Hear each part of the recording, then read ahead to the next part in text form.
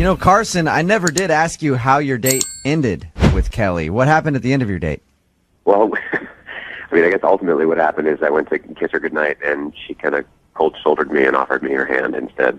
Oh, her hand. Ooh, not even a hug, a handshake. Yeah, well, to kiss her hand or just like a firm, like, hey, we'll see you later? I mean, I don't think she was offering me to kiss her Like hand. fair maiden, you know. That's what happens, I hear. That's what chivalrous men do. I'm not one of those. If you're just joining us for the second date update, Carson wants us to call Kelly. He met her at the airport. They were at a bar. He started talking to her. They ended up going out. And at dinner, they discussed all their world travels. He spoke in the different languages that he can speak in. At a certain point, she said, "Can we just speak English?" And he thinks she may have thought that he was showing off. Is that pretty much accurate, Carson? Yeah. All right, cool. We're going to call her right now, see if we can get her on the phone and get your second date update. You ready to go? Yes.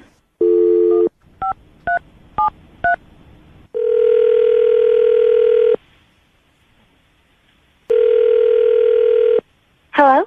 Bueno, ¿puedo hablar Kelly, please? Hello? Can I speak to Kelly, please? Yes, this is she. Kelly, how are you? This is Jubal from Brooke and Jubal in the Morning. I'm moving 92.5. Oh, hello. Have you heard of the show before? I have, of course, yeah. Any idea why I might be calling you? Just to say hi? I don't know. You know the show better than that. If you've listened for a second, you know I wouldn't be calling you just to say hi. I don't know. Kelly, You are funny. have you heard the second date updates that we do on our show? Yeah, I think so. Okay, well, you recently went on a date with someone who emailed us about you. Okay. Do you remember going out with Carson? Why are you asking? Because Carson really liked you and he'd love to go out again, but you're not responding to any of his phone calls or text messages, so he emailed us to ask if he did something wrong on the date. Oh, I don't know that I should, discuss this in this venue. I think it's a great idea, honestly. And listen, Carson emailed us, so he wants to know, do you like Carson? He seems like a perfectly nice guy. Oh. That's such a bad response, Kelly. The girls in the room just cringed. Yeah. I mean, if I wanted to go out with him again, I would have, you know? What did he do? I mean, it sounded like, his description, your date went pretty well. What did he tell you? He said that you met at the airport, went out for a nice dinner, and had a fun time. He was scared that you might have thought he was showing off with all of the languages he can speak. And you said, hey, can we just speak English? Yeah, I might have said that. Was that annoying? For me, that wasn't a deal breaker. Something else that he said kind of was, though, just for me. And so, What did he say to you? well, he was talking about his trips, and he really loves to travel, which is great. But I don't know if other girls would have an issue with this, but he was talking about spending time when he was in Southeast Asia in the brothels there. Oh, Yeah. And for me, I don't know. Was he saying that he just went to check them out, or was he saying that he was an active customer there? He was like, we hang out there. So I don't think it would be good either way. Even if you're saying that you're just going to check them out. But I will say, I've been to Bangkok before, and at the Bangkok. Yeah, you have. and at the night. And old are you sometimes guys? when you're Oh my walking God. around Bangkok, you want to pick up a little lady boy. No, but there's a night When market. in Rome, Just give up, Brooke. Just give do up. as the Thai Romans do. No, I'm just trying to explain to her that there's a night market and it's surrounded And by all the sometimes you sex just shops. gotta get a little action. All they heard was Bangkok. So Yeah, I just know. give up. And the thing is, it's like a tourist area. So you hear that, Kelly? Going to brothels in that part of the world, it's not. perfectly normal. Everybody does it. That's not what I'm saying. I mean, what he said was that when he travels to Southeast Asia, he frequents many brothels. Those were his exact words. Okay, He that's not. frequents the I brothels. feel like that means he's sleeping with prostitutes. I think that you're right. Yeah, I can't. that argue. would lead me to believe the same thing. I wouldn't call him back either. Hey, Kelly, Yeah? I should probably let you know that Carson is actually on the other line and has been listening to this entire conversation. I probably should have assumed that. Yeah, you probably should have. Carson, did you just admit to Kelly on your date that you frequent brothels in Southeast Asia? First of all, it wasn't an admission. I was just sharing a piece of information. Yeah, I don't even really remember saying that. I mean, Now, Kelly, correct me if I'm wrong here, Gross. but Carson, in my experience, admitting to being with a prostitute in the biblical sense to another woman, usually a turnoff. Yeah, I mean, I'm not going to say what other girls would think, but me and I think any of my friends, that would be a deal breaker. It's okay, Kelly. You can say what other Yes. girls would think. No, it's disgusting. Kelly, okay, I did not say that I frequent these brothels to sleep with prostitutes, okay? I've been to Thailand dozens of times.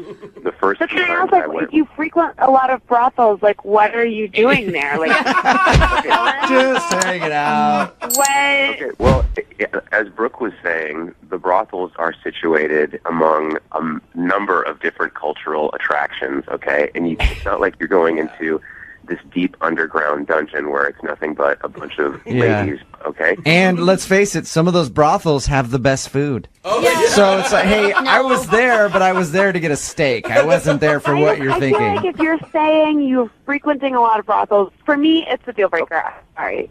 Okay, but Kelly, listen, I mean, to be perfectly honest, like, yes, I did have an experience with a prostitute very, very, very early on. Why would you?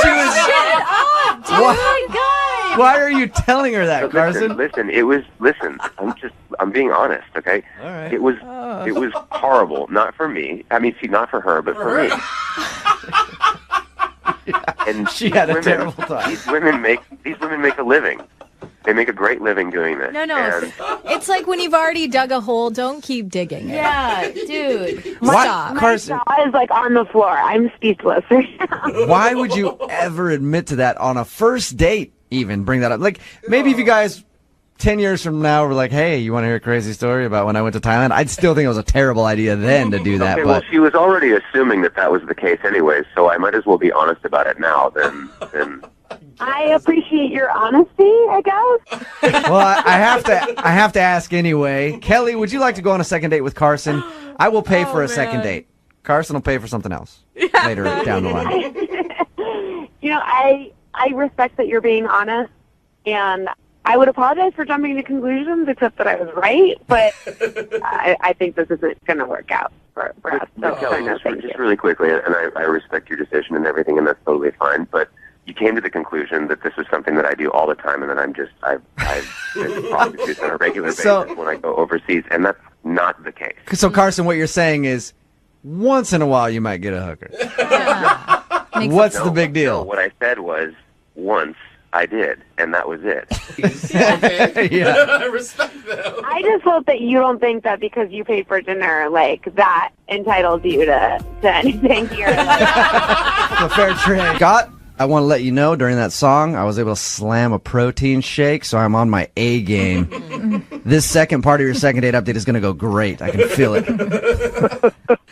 I appreciate it, bro. Yeah, no problem, bro. If anybody's tuning in right now, Scott is on the phone with us. He went out with a girl named Abby. Feels like he wasn't on his A game during the date because he didn't work out earlier in the day.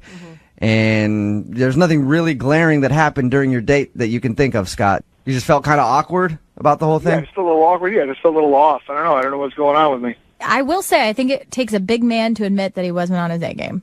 Like, most people call in, they were like, I did everything perfect. I don't know what went wrong. But Scott hasn't even directly asked Abby out yet. You just aren't getting the right vibe.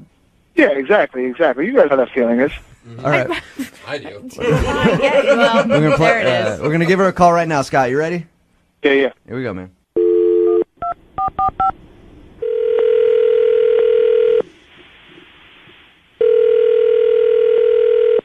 Hello? Hi, is Abby there?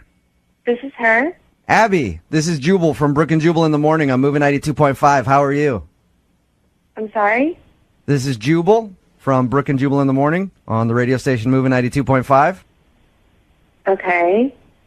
Abby, I'm calling you because you recently went out with a friend of the show. His name is Scott. Okay. And Scott really liked you and enjoyed your date, but he's kind of getting a really weird vibe from you that you don't want to see him again. He's getting a weird vibe from me? Yeah. Should it be the other way around? I mean, I don't want to, like, throw anybody under the bus or anything, but I don't think I'm the one that's being weird. You think that Scott is weird? Honestly, I don't know him, so I can't say that. But Abby, I talked to Scott about the night you went out because I was asking him about your date, and he says he feels like he wasn't on his A game. Did he seem kind of off to you?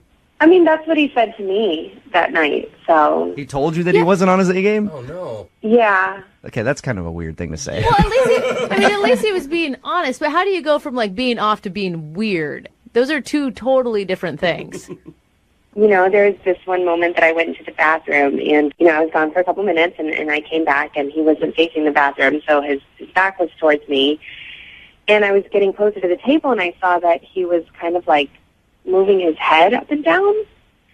And I kind of thought that was weird, and I went up to him, and I was like, hey, what are you doing? And he was like, oh, you know, I missed my workout, so I'm just getting in some butt clenches. What? Some butt clenches at the table? Oh, Abby, are you sure he wasn't joking? He had That's so ridiculous. Amazing. He had to have been joking with you, Abby. Yeah, see, that's what I thought. I thought that he was joking, so I laughed. So he's basically working out while you're at dinner. Right.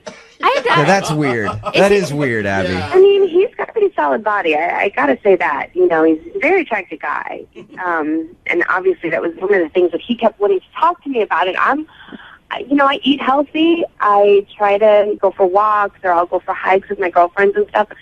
And there was one point where he asked me, he was like, oh, what gym do you go to? And I told him I didn't go to a gym. And he started asking more questions, like, why? What's so bad about working out? And I was like, it's just not my thing, you know. I've never been into going to the gym.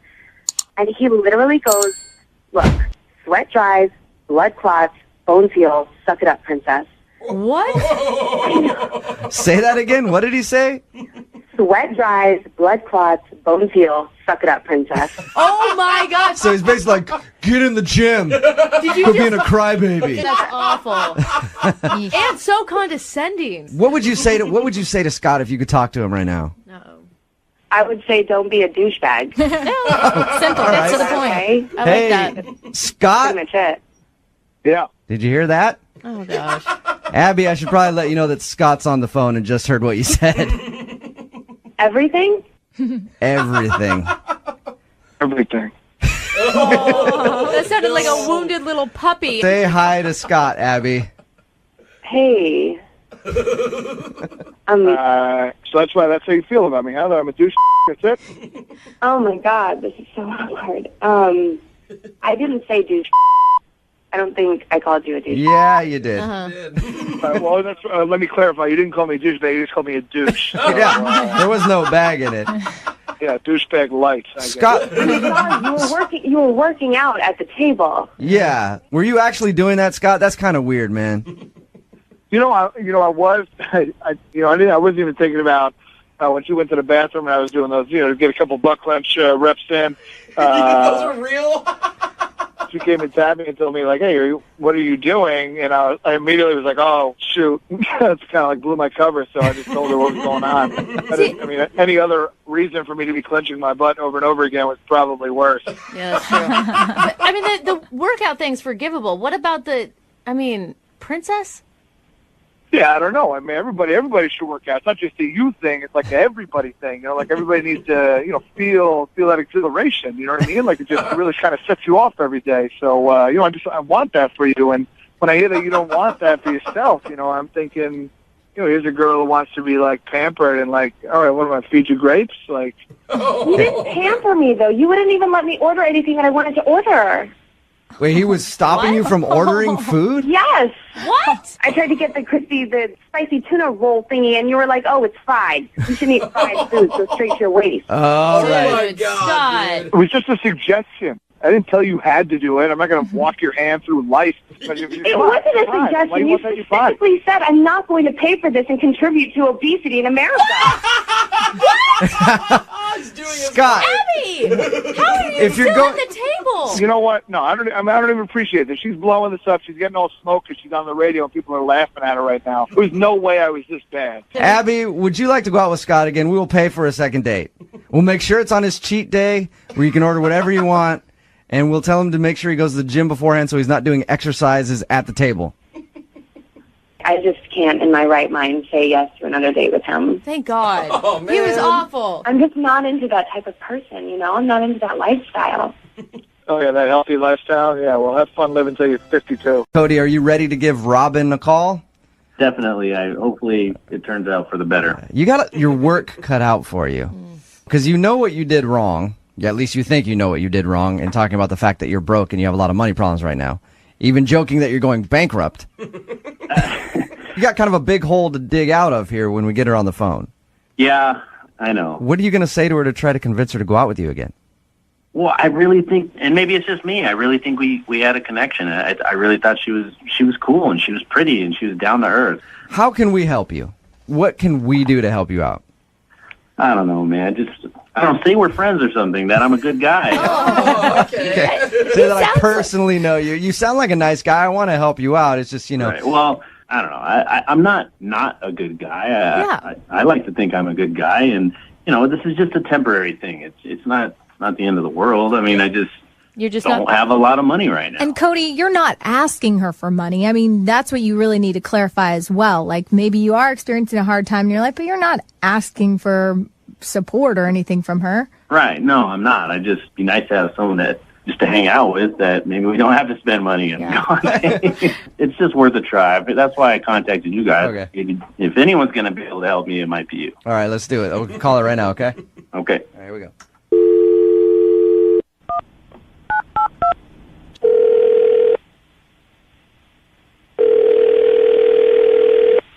Hello? Hi, is Robin there? Hi, this is Robin. Hey, Robin. This is Jubal from Brooke and Jubal in the Morning. I'm moving 92.5. How are you? I'm fine. You ever listened to our show before? Yeah, sometimes. Okay. You recently went out on a date with a listener of ours, and he really likes you. Would love to find out why you're not calling him back. Okay.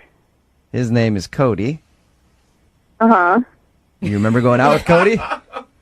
Yeah, I do remember going out with Cody. He told us that you guys had dinner, and he feels bad. He thinks that he screwed up your date because he was talking about the fact that he has a lot of student loans, and then he has like a bad car loan. And then he said he made a joke about being bankrupt or wanting to file for bankruptcy, and you seemed kind of cold after that, like you didn't want to hang out with him anymore. Yeah, that's pretty much what happened. Because when he described it, he sounded like really depressed. I mean, he said he laughed and made it a joke, but maybe it didn't come off so good. Yeah, I mean, the thing is, it didn't seem like a joke, really, because it wasn't really like a one-off thing. It wasn't like a casual, like, oh man, I'm drowning in student debt or something, and like that was it. It was kind of the entire evening. Oh no! So he was harping on the fact that he has a lot of student loans and he's broke the whole time. Is that what it felt like for you? Yeah. And did he go That would into be like annoying. specifics of like how much money? Yeah, he was pretty specific. Did he tell you guys how the date ended? He said you gave him a hug and wished him good luck. It's pretty obvious that you didn't want to go out No, I with mean, him again. like before that, like how dinner ended. No, No. he didn't tell us that. Okay. Did something weird happen at the end of dinner? Yeah, the check came, and obviously I felt really bad because I understand, he's in a bad place. So I offered to pay for dinner, and Oh, he did tell us that. Well, I mean, he was very sweet, and he's like, no, it's fine, I'll take care of it. But he pulled out a big manila envelope, and he spent like a long time going through it, saying that he had like a 20% off coupon. Like minutes and minutes went by, and he couldn't find it. And then he's like, maybe it's on my phone. And so he started like going through his phone to try to find it. But the waiter came over like 3 times to be like, oh, are you ready yet? Oh, I'll come back in a minute. And I again was like, it's fine, I can take care of it. He's like, no, it's fine. And then he like went back through the manila envelope, like through like a whole manila envelope of coupons. What's wrong with that? The guy likes a deal. Knows how to save. Yeah. Well, it was just a lot. And then ultimately he couldn't find it. And he's like, it's okay, I'll put it on my card. I have enough debt on there anyway. I'll use the coupon later. Full He price. was like sad Eeyore the entire day. All right. That's understandable then. When I go on a date, I'm thinking about the future and sort of imagining, having a serious relationship with this person would be like. And the truth is, it just sort of feels like Cody is not really in a place where he should be dating right now. Like, Yeah. he's in a place that he should He's having trouble supporting himself right now, Sounds like me. let alone supporting a dating This life. would be a relationship where we'd be eating like ramen noodles every night. Right. I'd end up like giving him my paycheck to help pay off his car. Like, this is what a long-term relationship would look like with him, and that's really not what I'm looking for. Robin, Cody's actually on the other line and just heard everything you said. Hi, Robin. I'm sorry. I'm actually really kind of uncomfortable with this. I gave you a choice of which restaurant you wanted to go to, and you picked the one restaurant that I thought I had a coupon for, and obviously I didn't have it. Sounds like you took forever to look for the coupon. I mean, wasn't there a certain point, Cody, where you could tell, like, okay, this is awkward now, and that I'm looking for too long? Well, yeah, the point where when I actually had to pay for the check. Here's the thing. Here's the way I see it, is that a lot of things have piled up, and it really is just temporary. I actually really do have a pretty decent job. I mean, it's just I'm paying out some months. It seems I'm paying out more than I'm bringing in, and I don't want that to be the kicker on whether or not you want to hang out with me. Well, see, honestly, Cody, like that's what concerns me. That you seem to be in a place where you maybe just need to take some time and work on some stuff. If you need a financial analyst or something, I have a great person I could recommend. How am I going to afford that? I mean, I don't think you should date until you get all that under control first.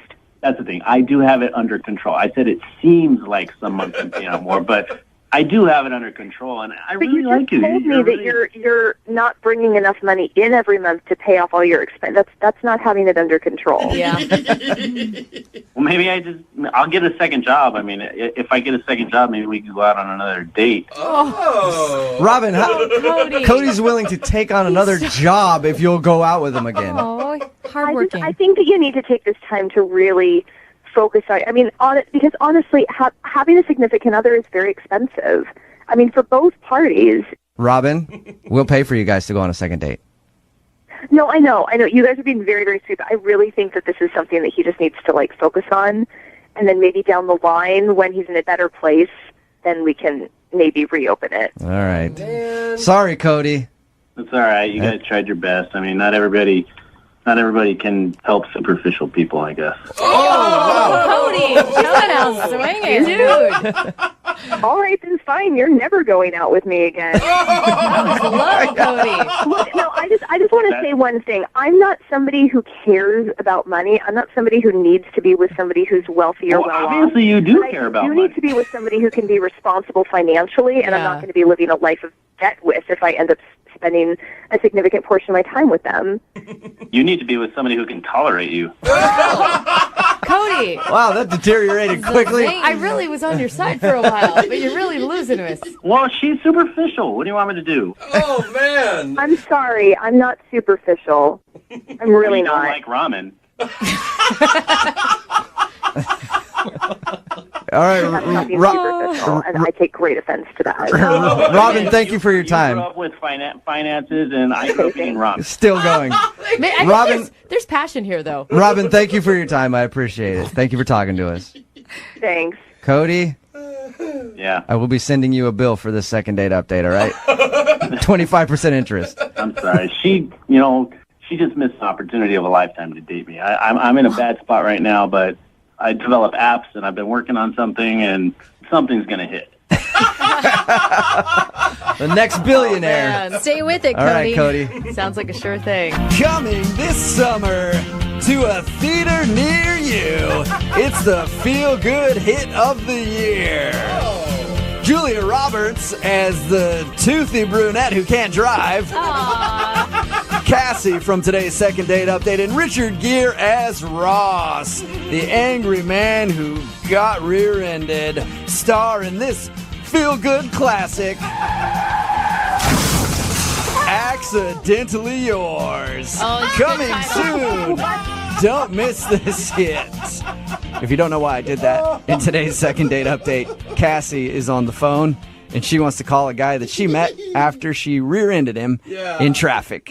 Basically, he just yelled at her for a minute. Then she started to cry, and then he did like a double take and was like, whoa, you're beautiful. We should go out on a date.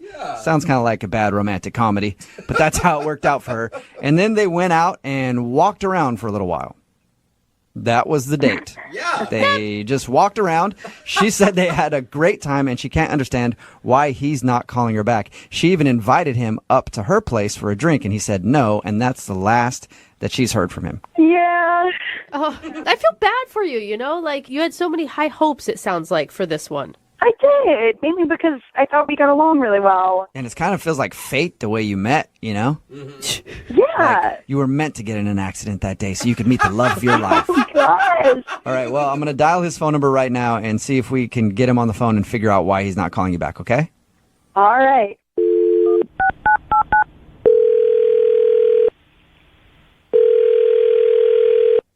Hello? Hi, can I speak to Ross, please? Yeah, this is Ross.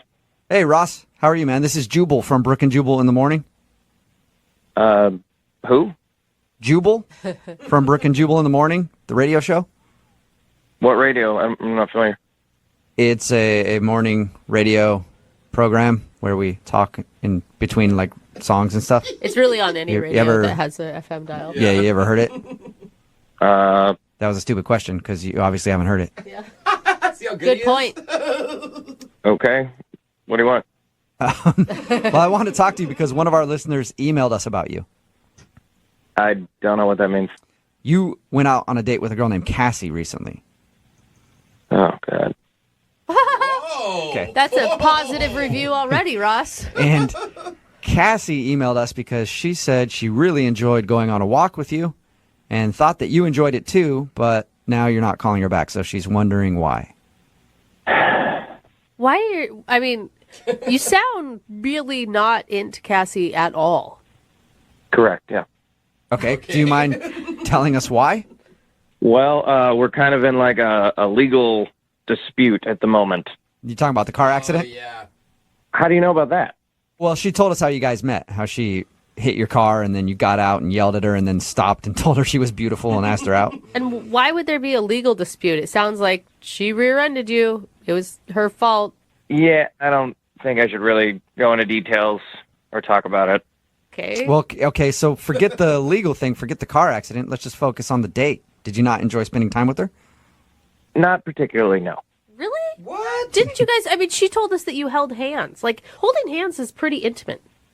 Well, yeah, I mean, she asked me to hold her hand when we crossed the street. I don't know if that's romantic or not. So it wasn't like you grabbed her hand and held on to it as a romantic gesture. No, I didn't pull like a Cary Grant or something.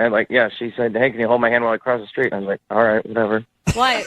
Yeah, sure, I guess. It's kind of weird, though. Like, is she scared to cross the street? I think she was trying to flirt. How do you go from getting in a car accident and being so stunned by her beauty that now you sound like you can't stand her? How does that happen? First of all, I'm not sure if I was stunned by her beauty. She was crying so much and freaking out that I was trying to do anything to get her to calm down. And I felt really bad because I just yelled at her like a crazy person. So I just said something. So you just said you're beautiful because you thought that that's what every woman wants to hear and it'll calm her down. Yeah. Oh, Okay. So you didn't want to go out on a date with her? Why even go? Well, I did want to go on a date. Oh, you did? After I calmed down, I thought, oh, this is actually pretty cute. But then I went out on the date and I thought, oh my God, this is a terrible idea. What was so terrible about it? Because according to her, there was like nothing really interesting. You just walked around and, from her perspective, enjoyed each other's company. Yeah, we walked around, but then she, like, I don't know, within 5-10 minutes of the date, she starts making jokes about how the wreck was partially my fault. really? Okay, so she's joking. Yeah, and I was like, ha, ha, ha, funny. And then came up again, and it came up again, and she just kept joking about it as if she was trying to convince me that the wreck was my fault through these lame jokes. And I'm like, what is happening? And it got me really frustrated, and I really didn't like it. And I was getting really annoyed, and I was starting to get that feeling back when I was yelling at her when she was really my car, and I didn't want to do that. So you didn't want to go off on her again during your little date. Yeah, by the end of it, I was really, really trying to hold it together. And then she asked me up to her place, and I was like, absolutely not. So I said, no, thank you, and went home and just yelled into a pillow. Wow. She can really get you fired up. I mean, there could be some passion there that you're missing out on. No. And then, to make matters worse, when I get home, I see an email from her insurance company saying that they are disputing whose fault the accident was. What? Oh. So But that now- might not be her. That may just be her insurance company. Maybe, but she was joking about it, and then I found that out. Yeah. So I want nothing to do with her. Okay. Well, that's unfortunate because she is on the other line listening and wants to talk to you right now. So Hey, Ross. Oh, my God. I was just joking. I thought it was funny, you know? Yeah, maybe one time would have been funny, but 6, 7, 8, however many times it kept coming up, it wasn't funny. It was annoying. It and was untrue. not that frequent, and you know that. It was not that frequent. I mean, maybe I just read that you thought it was funny. I come on, like, people get wrecks all the time, and it's kind of funny that it played out this way. I thought it would be funny to, like, say that's how we met, you know? Yeah, it's how we met, but you're getting the facts wrong, okay? It wasn't my fault. You rear-ended me. It was clearly your fault. I mean, it was kind of your fault. Oh, wow. Like, No, it wasn't. There was no kinda. There was zero fault on my... You rear-ended me. That's how that works. oh, come on. Don't be like that. Like, you know you were trying to hit me. I mean, a little part of you did want to hit me. Like, let's Are you crazy? I saw. I remember when you look in the rearview mirror and there was a face, and then, like I'm in the back of your car. See, these are the kind of jokes that annoyed me on the date, and that you're still doing them. Ross, are you sure that you didn't see a cute girl in your rearview mirror and slam on your brakes, just hoping that her car would end up in the back of yours? Right. I mean, I thought it was kind of charming. I see what you're doing. You are trying to get me angry again, like you did before, and that's why I stopped the date. Aw, I mean, you thought I was beautiful and I cried, right? Yeah, you're a very pretty girl. That's correct. Good for you. Yeah. This is not a game, okay? This is a legal matter. There are repercussions coming. This is not funny, okay? Stop trying to play it off like we're teenagers. Come on, Ross. I mean, we all have to admit, it's not all black and white. Sometimes there's a gray area, and sometimes, you know, like, we all have to take a little bit of the blame, you know? It's not that big a deal. No, that's not how life works. That's not how that works at all. We live in a society with laws. Certain people are at fault and at certain incidences, and you are not getting it. Cassie's just messing. Cassie's trolling you now, Ross. You realize that, right? Yeah, you're all trolling me. You're all this is crazy. You're kind of funny when you're mad, though, Ross. I mean, I kind of get where it's a little fun. Why is everyone laughing? I'm losing my mind over here, and you guys are having a great old time. You're just getting so upset. I mean, Calm down. she's just joking with you. And that's the point. It is not a laughing matter. Okay? This is not funny. No. What are you laughing at? I'm laughing because you're getting so mad and you don't have to. I'm getting mad because you hit me and you're not admitting it. And now I'm having to fight about it with insurance companies. Oh, Ross. Gotta stop focusing on that stuff. The courts are going to handle it. Let's just focus on you and me and the good time we had. There is no you and me. You and me aren't. That doesn't happen. It can happen, Ross. If you'll go out with her again, will you go out with Cassie? That is not going to happen. Come on, one more time. Just go out with Cassie, and we'll pay for your second date. Pay for a second date so you can make fun of me all over again on the radio? I don't think so. Come on, Ross. I will side with him a little bit where I'm sure you're having to spend a lot of time on the phone with insurance companies, and that can be a little upsetting. You don't have to talk to them. You could talk to me. I'm talking to you right now, and it's not going well for me. Cliff is on the phone, and today he wants to call a girl named Heather to find out why she's not calling him back. Cliff took her on a very interesting and creative date that we haven't heard of before. He took her out to test drive cars. It sounds a lot more boring than it is, I think. The whole idea was you get to test drive a bunch of cars that you normally wouldn't drive. You have some fun conversation and everything else. But here's where I think you messed up, Cliff. Okay, it sounds fun, but I don't think you made it fun enough. You needed to make it a little more exciting. You get in the car to test drive it, and then you take the car off a jump. You know what I mean? Find a jump somewhere and jump that car. Or, hey, there's train tracks everywhere. Race a train. Drive that car up to the top of a mountain, then drive it down to show her what it can really do. Live on the edge. Show her just how precious life is. Yeah. You know? And then there's a chance that she'll realize she's not going to be on this earth for a long time, and she might spend the night with you. That's what you should have done. Oh, boy. Yeah. That was the plan. Yeah. Hey, since she's not calling you back, are you kind of rethinking that whole car idea? Maybe you should have stuck to something more traditional, like, I don't know, say cocktails? Maybe a nice lunch, a brunch or something. Yeah, would have been better, I think. Could have combined them both. Cocktails and test drives. No, that's Hop in the car with a margarita. yeah, very illegal. All right. I'm going to dial her phone number right now and find out the reason she's not calling you back. You ready to go? Okay, yes, absolutely. All right, here we go. I'm going to dial her phone number right now. Well, we're going to do it intense. Do not play this. Yeah. This is an intense second date update. All right.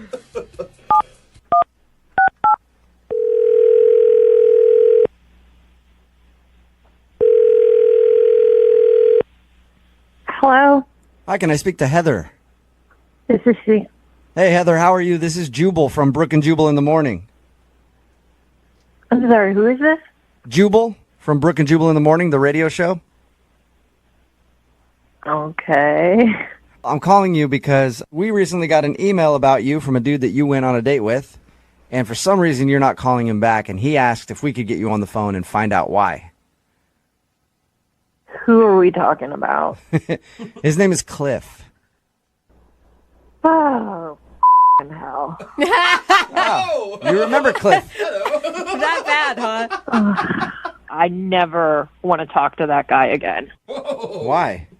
Because he is the sketchiest, creepiest. I can't even. Whoa. Was it just the weirdness of the date or the weirdness of the person you were on the date with? You know those kind of people that get the emails that say, a distant relative of yours just died in England and you will get $1 million if you just provide us this information for the disbursement of the funds. And they Yeah. actually answer those emails. That's how I've made my I millions. basically became that kind of person. You became that. became- What do you mean by you're that kind of person? I don't understand. I mean, I'm an idiot for going on a date with him. Oh, okay. Like he suckered you into it. Yeah. And you knew from the beginning you should have said no. I mean, from the beginning, I didn't know it.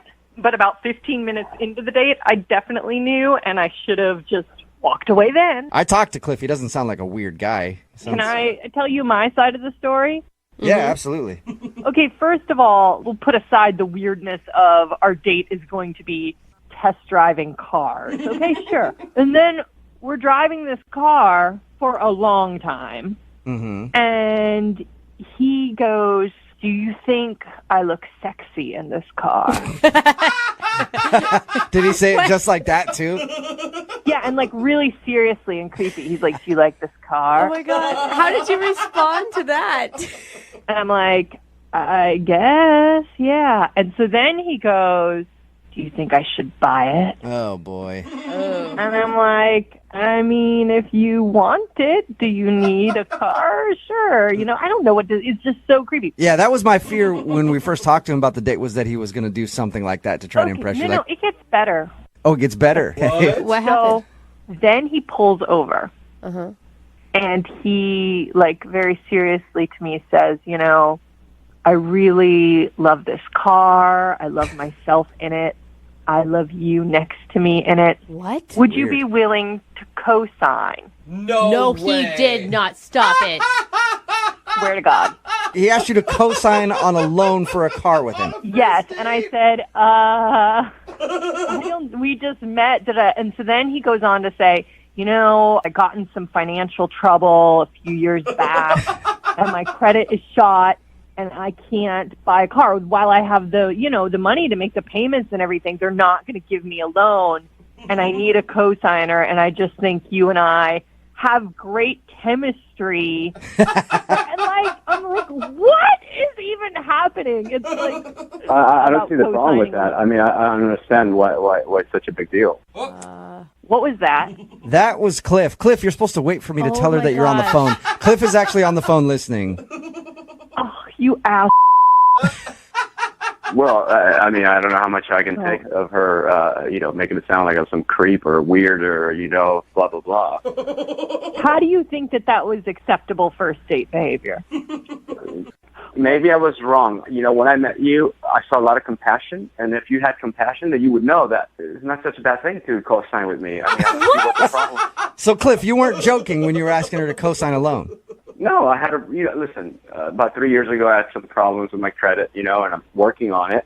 And I think me driving a better car would definitely give me a better look. Yeah, that's a really good idea. Buy $100,000 car. That'll, really secure your finance. That's really building financial stability.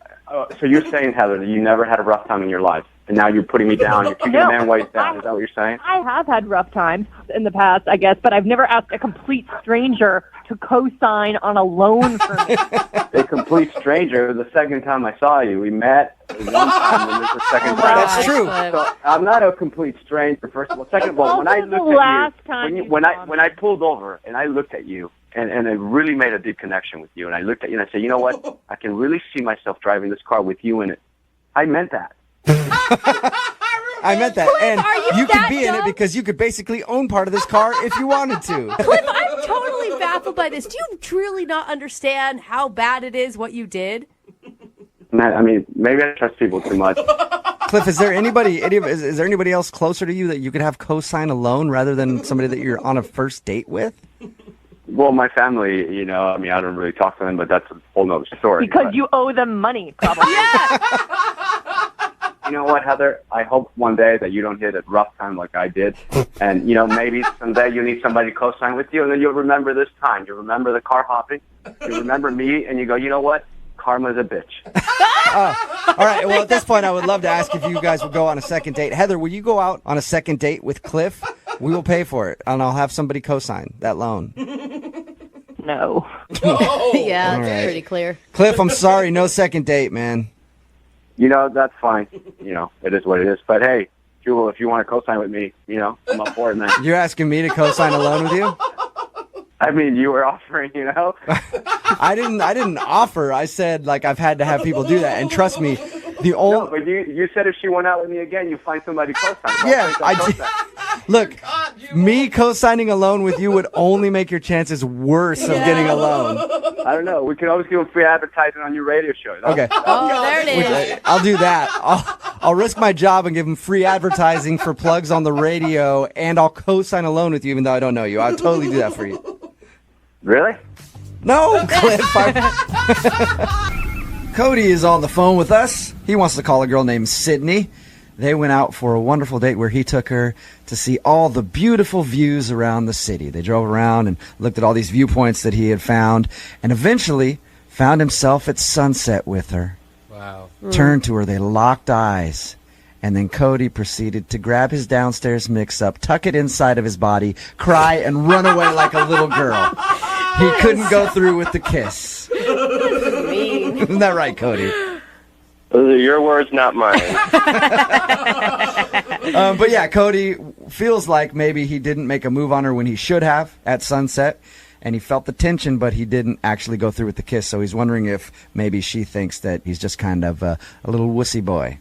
Would you guys just cut that out? Poor Cody. All right, I'll quit piling on, Yeah, Cody. Jubal's always like that. Cody, Sorry, man. you were getting some good signs before this, right? I sure thought so.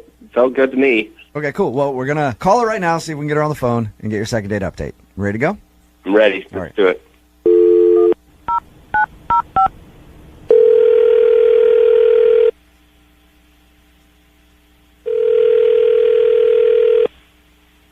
Hello.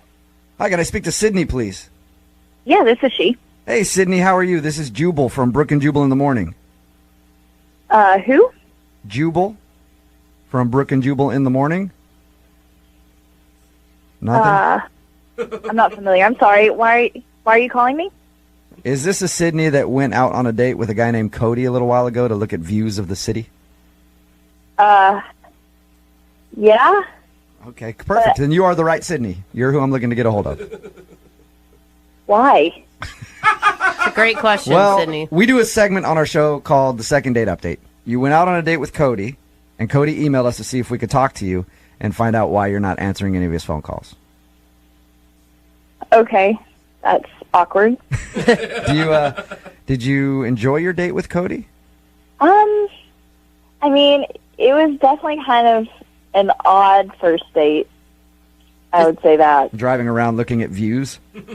Yeah. So how much do you guys actually know about the date? Well, we talked to Cody, and he basically just told us that. He wanted to do something different and maybe romantic, so he said that he planned out a bunch of different viewpoints you could go look at.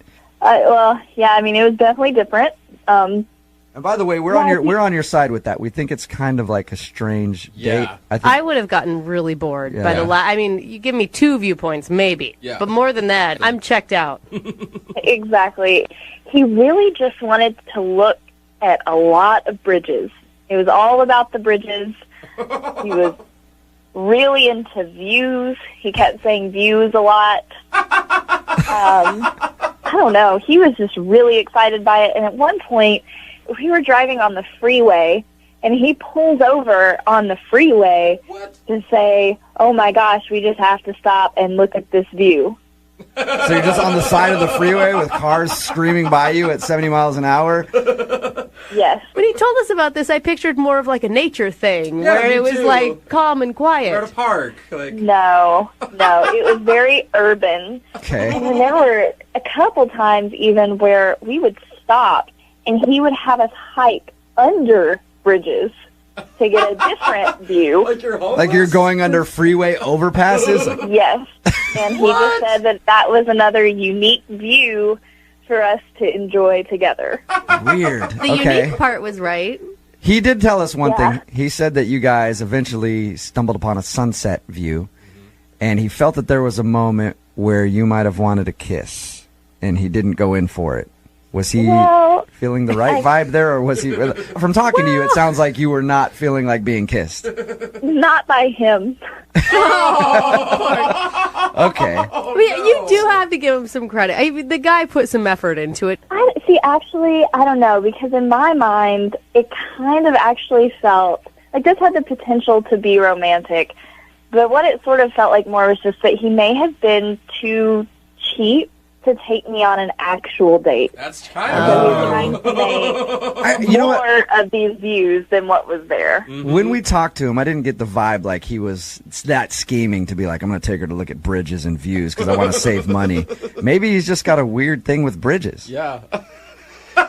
It wasn't just bridges, though, because actually, at one point toward the end, he stopped by this house, and I was kind of weirded out, and I said, why are we at this random house? And he said, no, don't worry, I know the guy.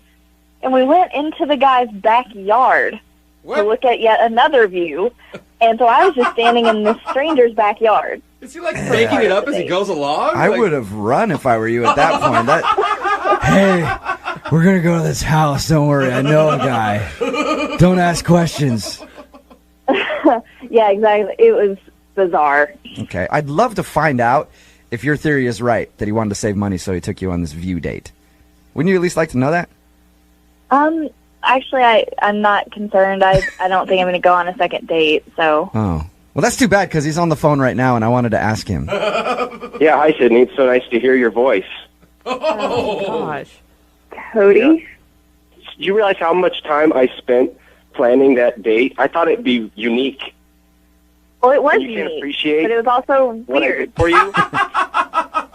Do you realize how much time I spent putting this date together? How many maps I consulted? I spent hours on the internet looking up places. I called people to plan this whole thing out. I spent so much time on that, and I cared about what happened, and you just blow this off? Well, I mean, in your hours on the internet, did you not find normal restaurants to take someone to? Did you not go to Yelp? That's a good answer. Oh, yeah, I'm so sorry. I tried to do something original for sake instead of taking you to a bar or a stupid restaurant. Wait, just don't claim originality as cheap. It's obvious that you were just being cheap. I am not cheap. I thought it would be fun. Doesn't it sound weird when I say we went and looked at a dozen bridges? I mean, that's weird, right? You know, it wasn't just the bridge. It was the view off of the bridge. You know, but if you look up from your phone, maybe you would have noticed. Can we also mention maybe how awkward it was for me standing in some random dude's backyard? That's not a date. Paul is not a random guy. He's a good friend of mine, and he's got a really good view from his backyard. Wow. Okay. That is Cindy, let me ask you a question. Why not just say, hey, let's go eat. Let's do something else. I don't really like doing this. I don't know. It's the first date, and I don't know. I guess I'm a little old-fashioned. I just feel like the guy should kind of take charge of that, and if it goes poorly, then that's just a sign to me that there's not going to be a second date. Oh, I have a perfect way to solve this. No, Jubal, don't do it. No, I'm going to do it. I have to do it. Sydney, would you like to go on a second date with Cody? Oh, my gosh. We will pay for you guys to go out again. No. All right. Threw me for a loop on that one. Well, Sydney, thank you very much for your time. Appreciate it. Thanks, guys. Thanks for coming on with us. Check out the show sometime. Yeah, I will. All right, thank you. Well, there you go, Cody. She thought your date of taking her to look at views and bridges was boring. You know, I'm glad I know now, because if a girl can't appreciate the view from a side of a bridge, then she's just not for me. All right, yeah. That's what I've been saying standards. for years. If a chick can't dig a view from a bridge, kick him to the curb. Rebecca is on the phone. She's not getting a call back from a guy named Will, and she thinks it's because she wasn't willing to get dirty on her first date. She refused to get dirty, wouldn't put her fingers in places where he wanted them to go, or put her feet in certain things that he was asking her to put her feet into. And that could turn any guy off if you're not willing to get down and dirty in the bowling alley. They went bowling, and she thinks that he's not calling her back because he might have thought she was high maintenance because she didn't want to wear the shoes that they have at the bowling alley because they're dirty, and she didn't want to put her fingers in the bowling ball, and she would sanitize her hand after every single time that she bowled. So she's thinking that the guy was like, okay, you're hard to deal with, and that's why she's not getting a call back. We're about to call him right now and find out if that is the reason. Are you ready, Rebecca? I am, yeah. I'm nervous, but I'm ready. All right. Rebecca, I haven't asked you, honestly. Yeah. Are you high maintenance, though? I mean, I don't think so. I'm pretty laid back, but that's the one thing. But I take care of it myself generally. I have the hand sanitizer, and I don't make a big deal about it. Yeah, I guess if you were to be to me hey, we have to go get hand sanitizer before we bowl, that would be more high maintenance than if you just had it and were doing it. That wouldn't bother me. Yeah, I just have it. I just have it with me, in my purse. So. All right, well, we'll call him right now and see what he has to say. You ready? Yeah.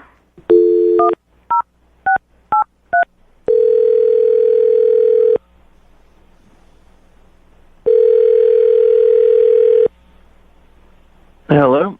Hey, can I speak to Will, please? Yeah, this is Will. Hey, Will, how are you? This is Jubal from Brooke and Jubal in the Morning. It's a morning radio program. Sounds like he's #1 fan. Yeah, I'm sorry, I don't know what that is. Okay, well, it's a morning radio show, and I'm calling you because one of our listeners actually emailed us about you and asked us if we could get you on the phone. Someone emailed you about me? Yeah. Her name is Rebecca, and you recently went on a date with her to a bowling alley. Ooh. We got an email from Rebecca telling us a little bit about your date, and then also telling us that you haven't called her back or answered any of her text messages, so she wanted us to see if we could get you on the phone and ask why. Okay. Do you mind taking a second just to give us a little bit of information on your date and tell us why? I don't know if I want to do that. I don't know. She just wants to know why you won't call her back. She thought that it might be because she's high maintenance. What? Yeah, she said she didn't want to use the bowling shoes. She'd sanitize her hand after every time she bowled, and so she thought maybe you weren't calling her back because you thought she was just high maintenance and hard to deal with. No, nothing like that. She was. I don't want to. I feel bad talking about it on a radio show. Yeah, but if it's something about you that you don't want out there, that's fine. I'll let you go. Okay, No, if it's something about her, think about this. She's the one that asked us to call, and we always tell everybody you're prepared to hear whatever the answer is. So she's willing to hear whatever you have to say. She just wants to know why you're not getting back to her. so really, like, it's totally just I can say anything. Yeah. She's really nice, and like she's very pretty. So she's pretty and nice, Oh, and you sounds had a awful. fun time. Yeah, I understand why you're not calling her back completely. Ick. Well, Hell date. all right. I mean, How am I supposed to go back to her and tell her, hey, he's not calling you back because you're pretty and nice and he had a good time? Can you okay. Well, I'm not sure how to say this delicately. I guess her boobs were just weird. explain weird? What do you mean weird? I don't know how to say this. You know that saying, more than a mouthful is a waste of space? Yes. That's kind of how I feel about her boobs.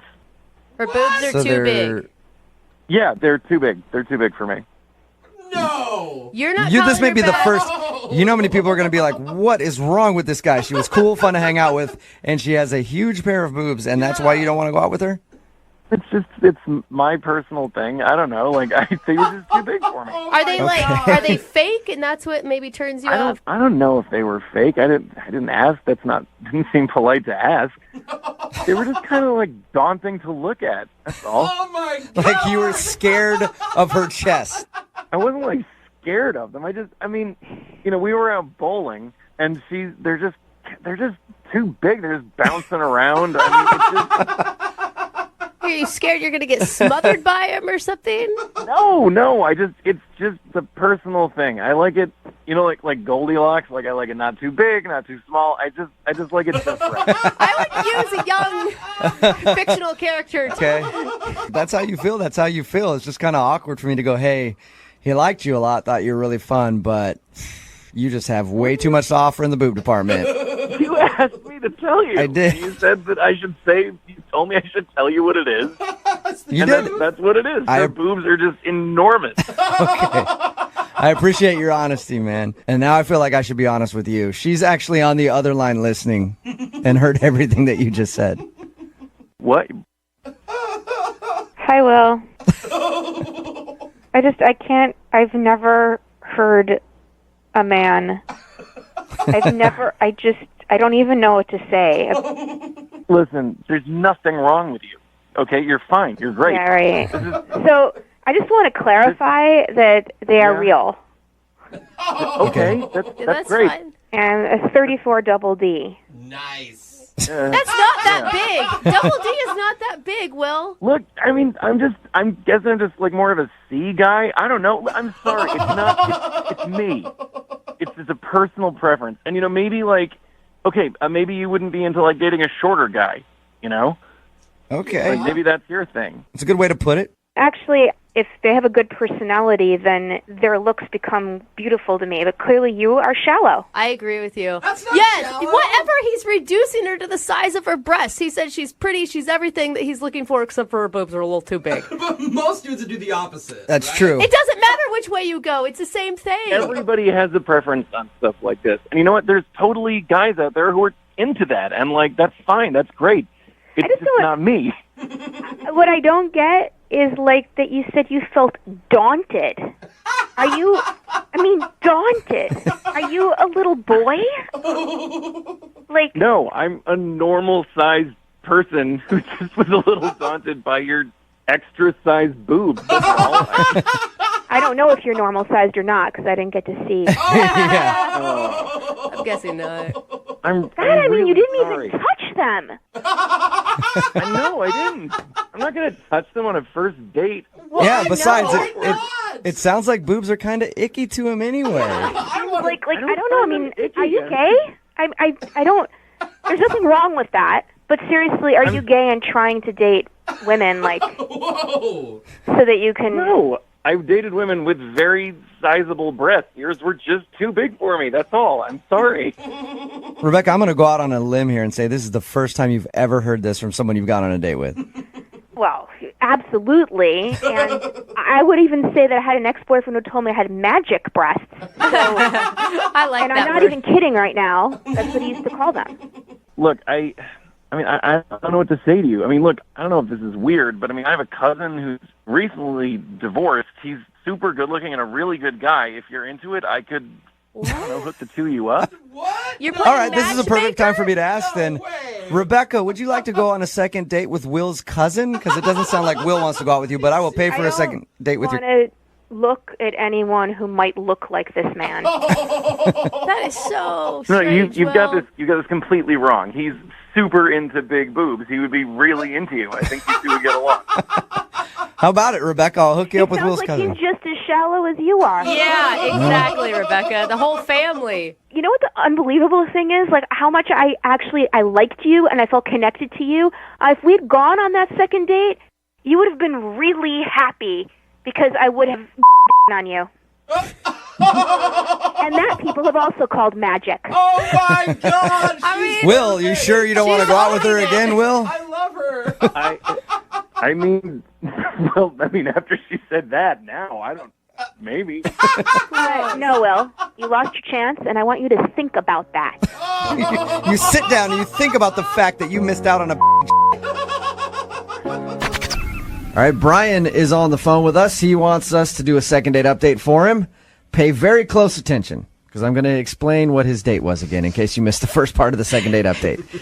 He went out with a girl who he was already intimidated by, because I guess she's dated athletes and things like that, and he's just a normal dude. So he wanted to really impress her, thought of something outside of the box. So he thought he would meet her downtown, blindfold her, put her on a bus, and let her pull the switch on the bus, like the little thing to let him know to stop. Every time she would stop, they'd get off and do something in that area. They got to go to Chipotle, and then walk around by Safeco Field, and then ended up by the airport. Yeah. Because he screwed up. So he thinks that she's probably not calling him back because the date was a little bit too, I'm going to say too creative for you there, Brian, instead of just saying too weird. Okay? I thought that I would get some extra points for being creative, but I think that it might have gone a little bit overboard, and that's why I'm not getting any kind of response, I think. I think so. Your heart was in the right place. Yeah, at least it shows effort, right? Yeah, absolutely. Girls that go out with me, probably pretty upset because I put no effort into anything that I do. You show at up. all. That's good. Maybe show up. Maybe. Did she ever protest, like say, hey, maybe we can cut it with the blindfold thing? Because you said she had it on for 2 hours. It wasn't on her the whole time. I mean, we did take it on and off, right? Intermittently, but yeah.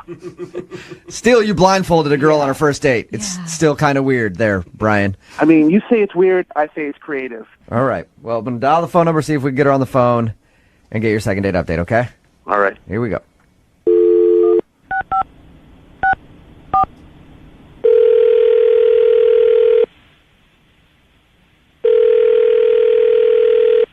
Hello? Hi, is Alexa there? This is Alexa. Hello, Alexa. How are you? This is Jubal from Brooke and Jubal in the morning. I'm okay. How are you? I'm good. What's new? I'm sorry, where did you say you're calling from? Brooke and Jubal in the morning, the radio show. Okay. I'm calling you because one of our listeners recently went out on a date with you and sent us an email and wanted us to call you. Okay. His name is Brian. Do you remember going out with a guy named Brian? He blindfolded you, took you on the bus. Mm-hmm. All right. Well, Brian emailed us because he wanted us to get a hold of you because you're not calling him back. Okay. We're calling because we want to know why you won't call Brian back. I mean, I would have thought it was weird as soon as he pulled the blindfold out, and I would have been done from there. But it sounded like you were game. I was trying to be polite because I meet this guy, and 20 seconds later he puts a blindfold over me and tries to tell me, oh, it's a blind date. Get it? Oh, he's a good jokester, too. Okay. He didn't tell us that part when we talked to him. He left out the blind date part. Yeah, I like it. I know. I didn't get it. Okay, so the whole thing was just weird for you. Like, he didn't do anything strange on the date other than the date itself. No, he did some strange things on the date. Really? More awkward? Yeah. I don't want to, embarrass him. He was a nice guy. I don't want to be... Yeah, but Alexa, he wants to know. He emailed us and asked us to call you. Whatever you say about him, we're going to obviously report back to him and tell him what you said, but he wants to know. He's willing. We talked to him a little while ago, and he's willing to hear whatever you have to say. Well, okay, so first off, we're on this bus, and other people on the bus kept asking me if I was okay. I knew it. Yeah, because you're blindfolded. That's understandable. Right. You look like a kidnap victim. Right. Clearly people were worried for my safety because it was really strange and odd, and he didn't feel the need to, explain. So I'm sitting there with a blindfold on saying, no, I'm okay. It's okay. I'm fine. Yeah. It makes him look even more guilty, like he's abducted you. Yeah. No, I'm fine. I promise. Please, don't tell the authorities. Don't tell the authorities, no matter what, okay? I love my family. And, the first part wasn't bad. We got off and we had our Chipotle, and we get back on. And the second time we got back on, I don't know, I had this blindfold on and I couldn't see him, but I could kind of feel that he was really close to me. Oh, that's weird. And then it felt like he leaned in and smelled me. No, stop it. Oh. Did you Are hear you someone sure? sniff or something? Are you sure that he really leaned in and smelled you, or just felt like he leaned in and smelled you? No, he can't not have done that because it was very lingering. It wasn't like oh, he just shifted in his seat and sniffed. It was I could feel that he was right next to me and breathing in and out several times. And she's creepy. probably right because, when one sense is disabled, your Yeah. other ones become hypersensitive. Exactly. So she's hearing him sniffing in her ear. That is super creepy, Alexa. Even if it didn't happen that way, still to think that happened, I can understand why you wouldn't want to go out with him again. And you're sure it's not some homeless guy that was sitting behind you or something?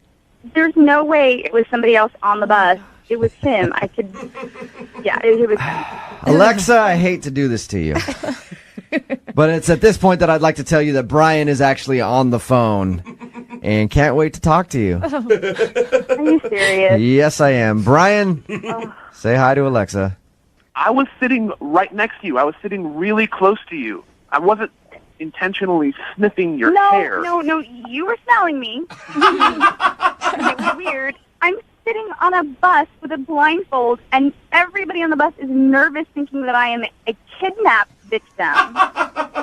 And you say nothing to, explain yourself or what's happening, and it was really strange and awkward and weird, and it was not fun at all. I wasn't expecting people on the bus to interact with us, and I just didn't think about what I possibly have to say to people about that. But, come on, aside from that, there were some good times. We laughed, we cracked jokes. We even went to Chipotle.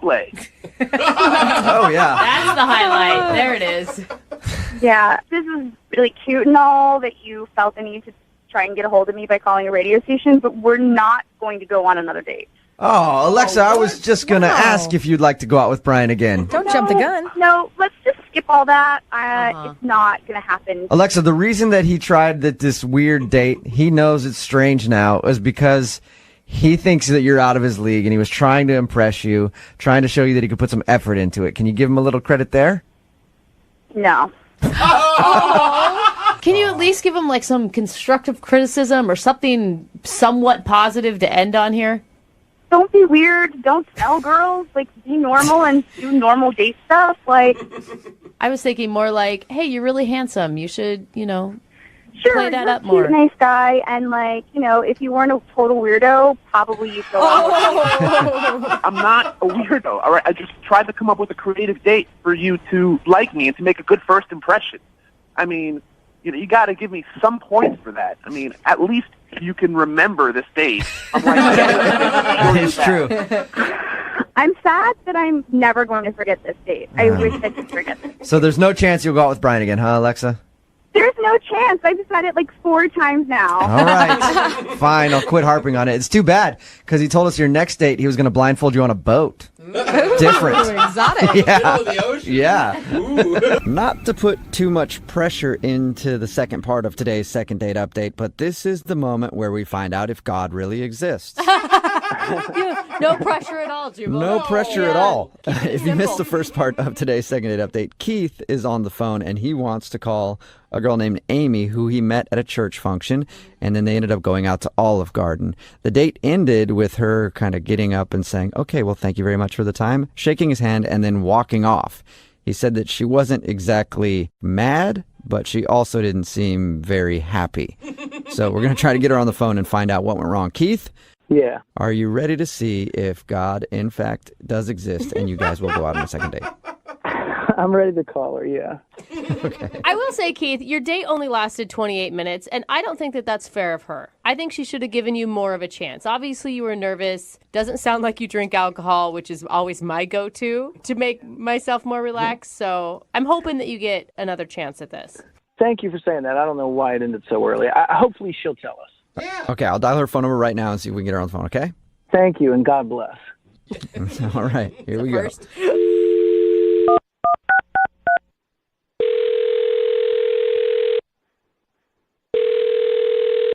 Hello? Hi, can I speak to Amy, please? This is Amy. Amy, how are you? This is Jubal from Brooke and Jubal in the Morning. Who is it? Jubal from Brooke and Jubal in the Morning? I don't know who that is. Well, Jubal would be me, and Brooke and Jubal in the Morning is a radio show, and Brooke would be the Brooke part of that whole thing, Hey, Amy. and Jose would be that dude you hear right there. So What is going on here? it's a radio show, and one of our listeners emailed us to see if we could get a hold of you. Who? Well, his name is Keith. Keith? Yeah, Keith. Keith from the church thing? Yes, Keith from the church thing, the guy that you met at like a singles barbecue, and then you went with him to the OG. The OG. The OG. The Olive Garden. Olive Garden. Oh. I mean, yeah. if you're not hip enough with the OG slang. Yeah. I'm just confused as to why you guys are calling. Well, we do a segment on our show. It's called the Second Date Update. So Keith is wondering why you kind of left your date early and then haven't been responding to his text messages or calls. Is this for real? Yeah. Yeah, it's 100% for real. Very Keith really real. liked you. He said he had a good time. He said a lot of nice things about you, but he's confused why you don't want to see him again. I'm confused as to why he would even call me back. But What? Really? yeah. He said, like, that you were awesome and gorgeous and you guys had fun at the barbecue. Well, I felt really bad because we played some like games. One of them was an egg toss, and I threw it kind of hard. Maybe I wanted to get out of there. I don't know, but it kind of went in his mouth and it got stuck there. And then Yeah, he told us about the whole egg fiasco. But then he says after that he asked you out. You said yes, and he thought you were having a good time at the Olive Garden until you took off. Well, we were having a decent time. I mean, he was a nice enough guy. He was.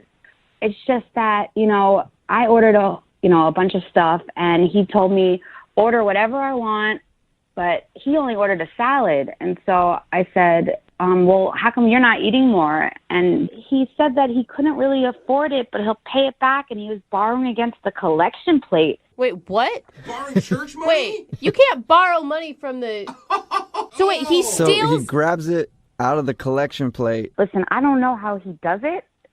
All I know is he said he pays it back. So I just was out of there. I had to go. Yeah, you're like crazy. guilty by association if you're eating a big meal at the Olive Garden on the church's tab. Yeah. Right. Not even on That's the church's tab, like on people who's donating their money to the church's tab. I felt so guilty. I just had to get up and shake his hand and go, I thank you, but no thank you, Oh, Yeah, I had no idea man. that you could use that as a loan, too. I got to start going to church No, you again. can't, Jubal. No.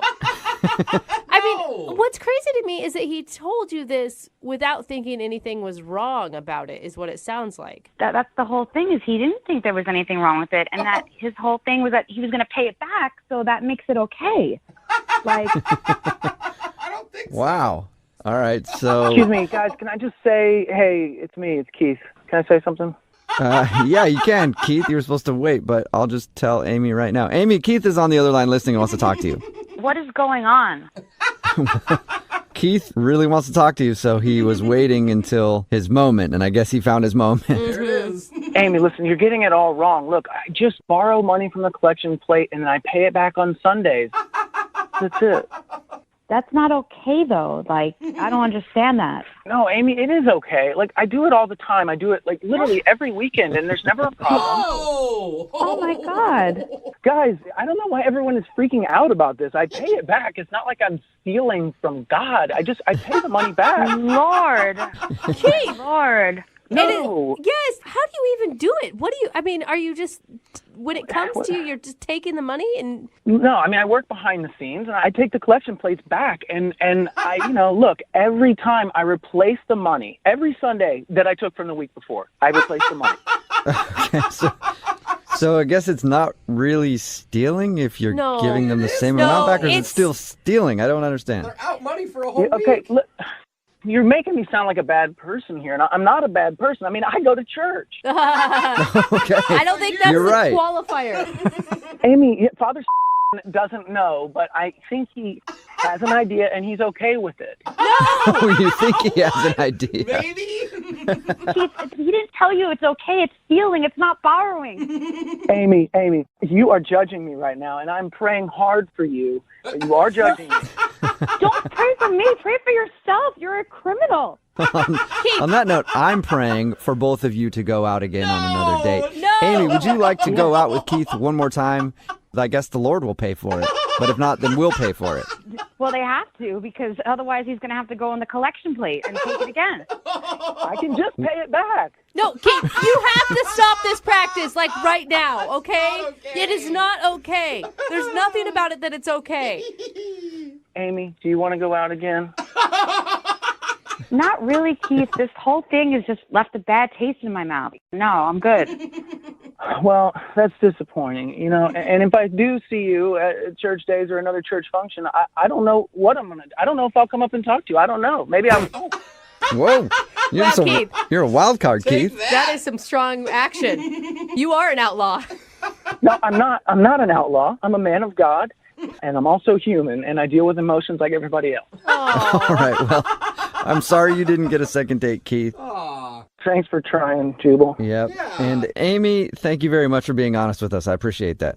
Well, yeah, I'm just glad it came out, because it's wrong. The whole thing's wrong. It is wrong. Keith, it is wrong to do that. Also, can I go to church with you? Ryan is on the phone with us. And Ryan, I have a question for you. Yeah, what's that? And hopefully this isn't going to come off as creepy as it did on your date, but are you wearing underwear? Oh.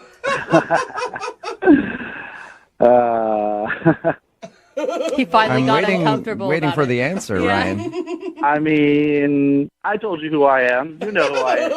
You know the answer. I think the answer is no. Like I said, if you're just joining us, Ryan told us about his first date with a girl named Rose. He said the only thing that went weird was somehow they got on the subject of underwear. And Ryan says that he doesn't believe in underwear and shared that with her on a first date. He thinks that might have come off a little creepy to be focusing on his hatred for underwear during the date. But other than that, he says everything seemed fine. She's not calling him back, though, and it's been a little while. So we're about to get her on the phone and see what went wrong. And you guys met when you were in a wedding party for mutual friends. Did you find out from the newlyweds if, she had said anything to them about how your guys' date went? I asked, but they said, no, she hasn't mentioned anything. So I don't know. I'm just trying to figure out. It's just confusing because she seemed to have a good time. I had a good time. So. All right, I'm going to call her right now, okay? Cool. Here we go.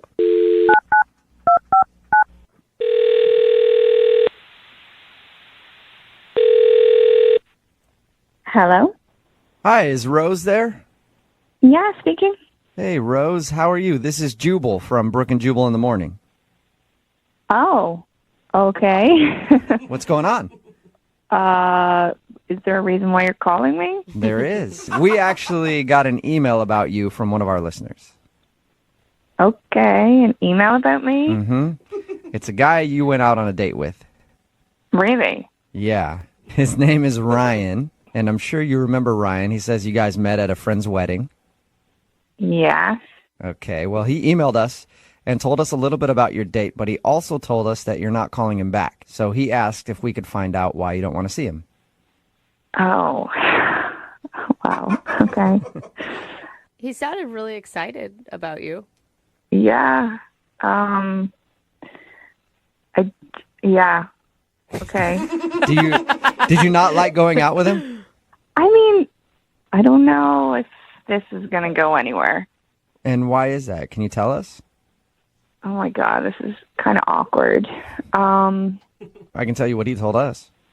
Okay. So he said that you guys met at the wedding and had fun and then went to go get sushi. Yeah. He said there was one awkward moment during your date, and he thinks that might be the reason you're not calling him back. Did he tell you what that was? Yeah. He said that he went into a little thing about how he doesn't believe in underwear and how he doesn't like underwear and it's constricting and all that. And he says he thought that might have weirded you out. Yep. Yeah, that happened. I mean, that was a lot of information on a first date. Was that the pivot point that turned you off from him? Well, he didn't even really need to tell me that part. What? About the underwear? Yeah. You know, he was wearing shorts. And I noticed at one point when I got up to go to the bathroom that he may have been revealing a little too much in the shorts. Wait, what do you mean? Be specific. I need specific. I think I know. Yeah, I think I do too. I think you guys know. Like, he was kind of hanging out for the world to see? Flashing a little. Yeah, I mean, I wasn't sure, but then he starts talking about how he doesn't believe in underwear, and I thought, no, I was 100% right, I guess. I can tell. Yeah.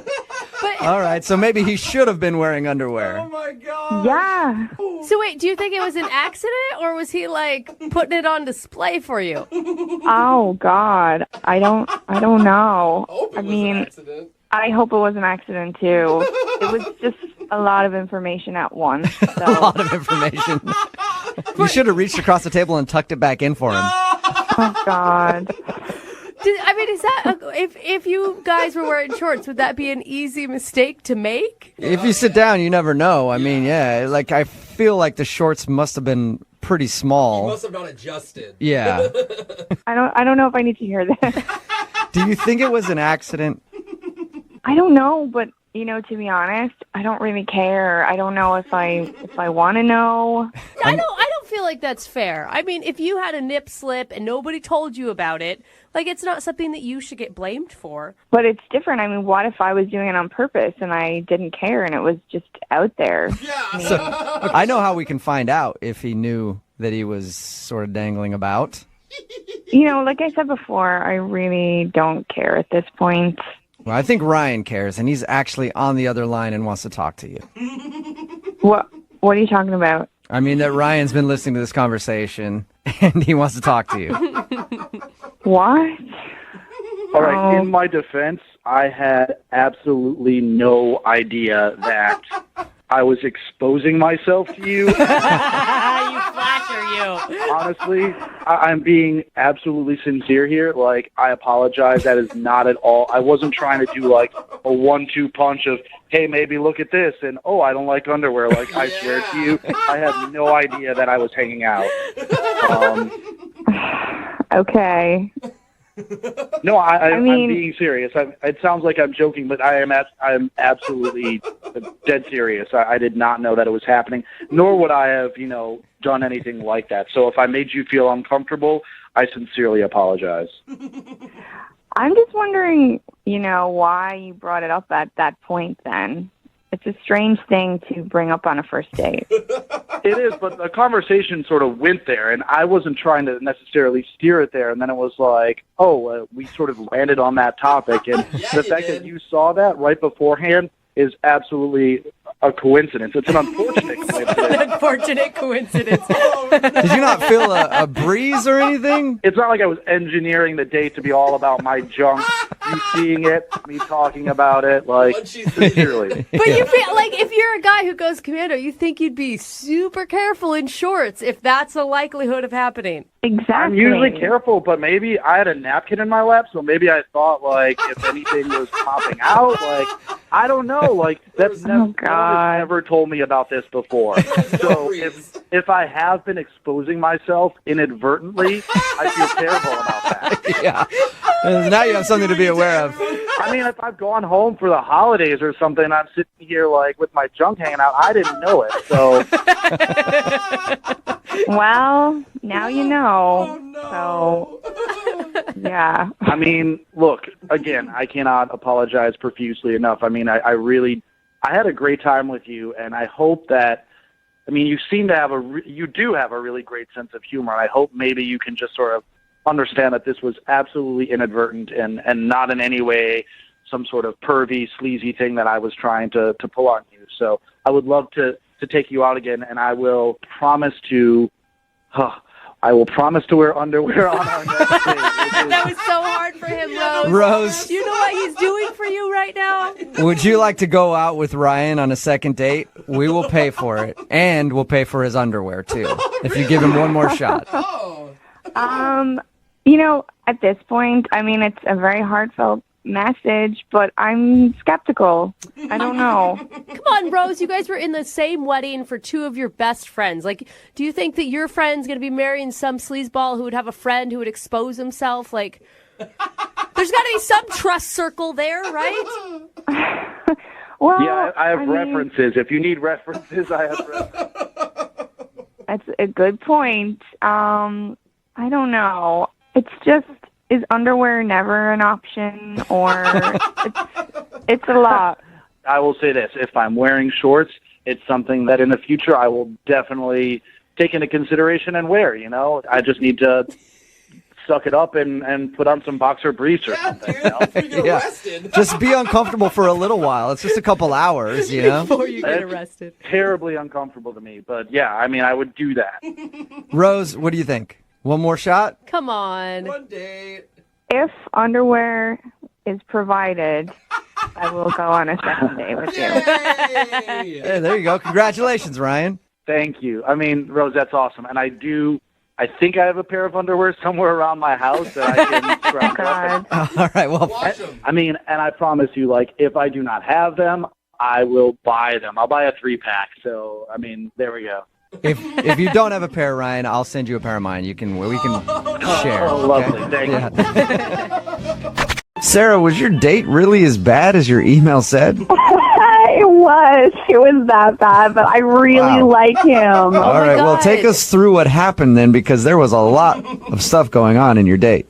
I know, I kind of spazzed out. Basically, I met this guy, Luke, at a party, and we instantly hit it off. Okay.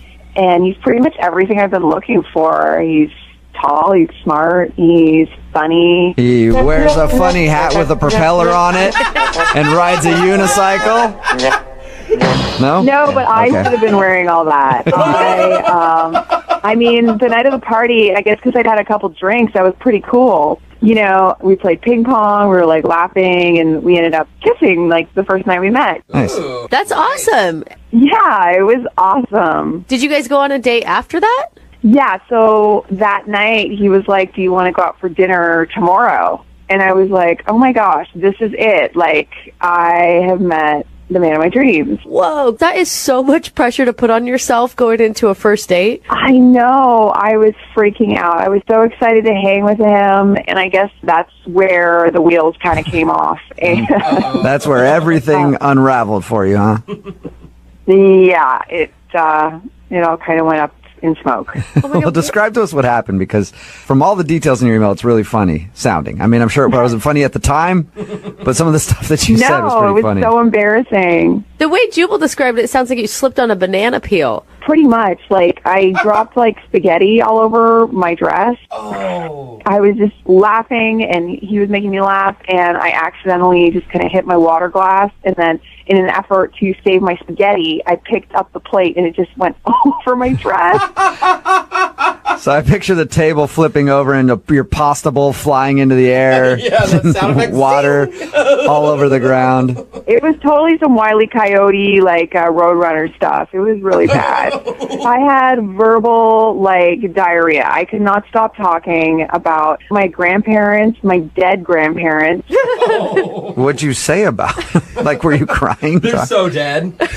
I was just like, oh, you remind me of my grandpa. He fought in the war, and I don't even know what. It just went on and on. And so you think that he's not calling you back because you were a little klutzy and kind of weird. yeah, but I mean, it's kind of his fault. He made me really nervous. But it's so cute and so charming. I mean, I was giddy. I felt totally embarrassed by how crazy I was acting, but he was adorable. So you've really fallen for this dude, huh? Yeah, it fell really hard twice. I walked out the door of the date, and someone held open the glass door for me, and I smacked right into it. Oh, wait, you mean literally you fell for him? Yeah. So you... we were thinking, I was thinking figuratively, but No. apparently... Not on this date. You actually fell into the ground. It's true. I literally got hit in the head with the door. I have a goose egg on my head to prove it. Did you, what did he do when you ran into a glass door and almost knocked yourself out? Okay, well, this part is kind of like a rom-com because he actually caught me. What? And, yes, and walked me to the car, just like out of a rom-com. He's so sweet. And made me just fall in love with him even more. So he caught you, you locked eyes, and it started to rain. And then you guys went your separate ways. The rom-coms say that the klutzy girl is always the one that gets the guy. Yeah, right? I don't know, not in this case. He wasn't any of my calls. Did you kiss after the date? Well, he actually drove me home and walked me to my door, and we had a romantic kiss at the door. Okay, and if you tell me after that kiss you turned around and smacked your face on your closed door again, I'm gonna... Yeah. Did anything else weird happen after that? The only weird thing that happened after that is that he didn't call me for a second date. And how long has it been since you heard from him? A week and a half. Week and a half, okay. Killing me. I love him so much. You love him? He's not calling me. You Don't drop the yeah. L-bomb, okay? Don't say that.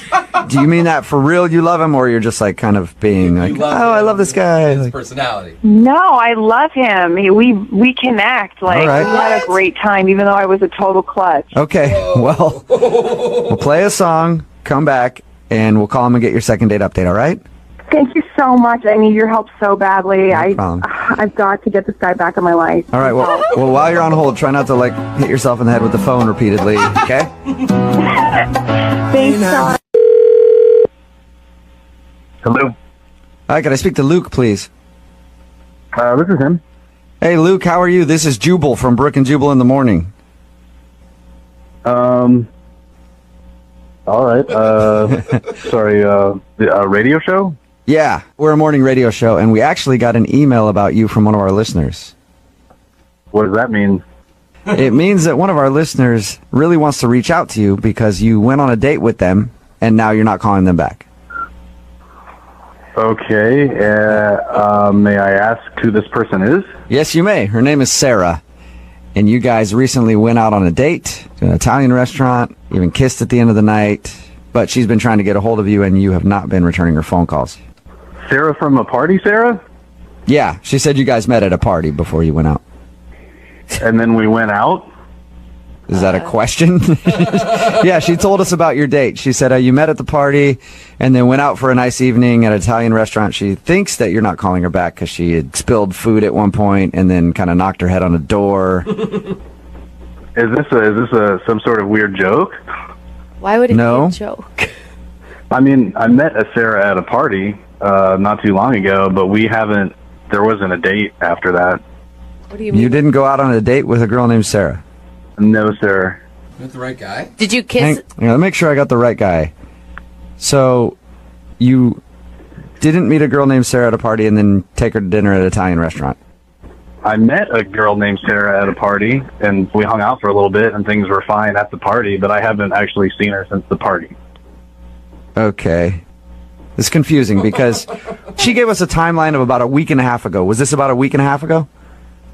Correct. The party was about a week and a half ago. Did you kiss Sarah, the Sarah that you met at the party?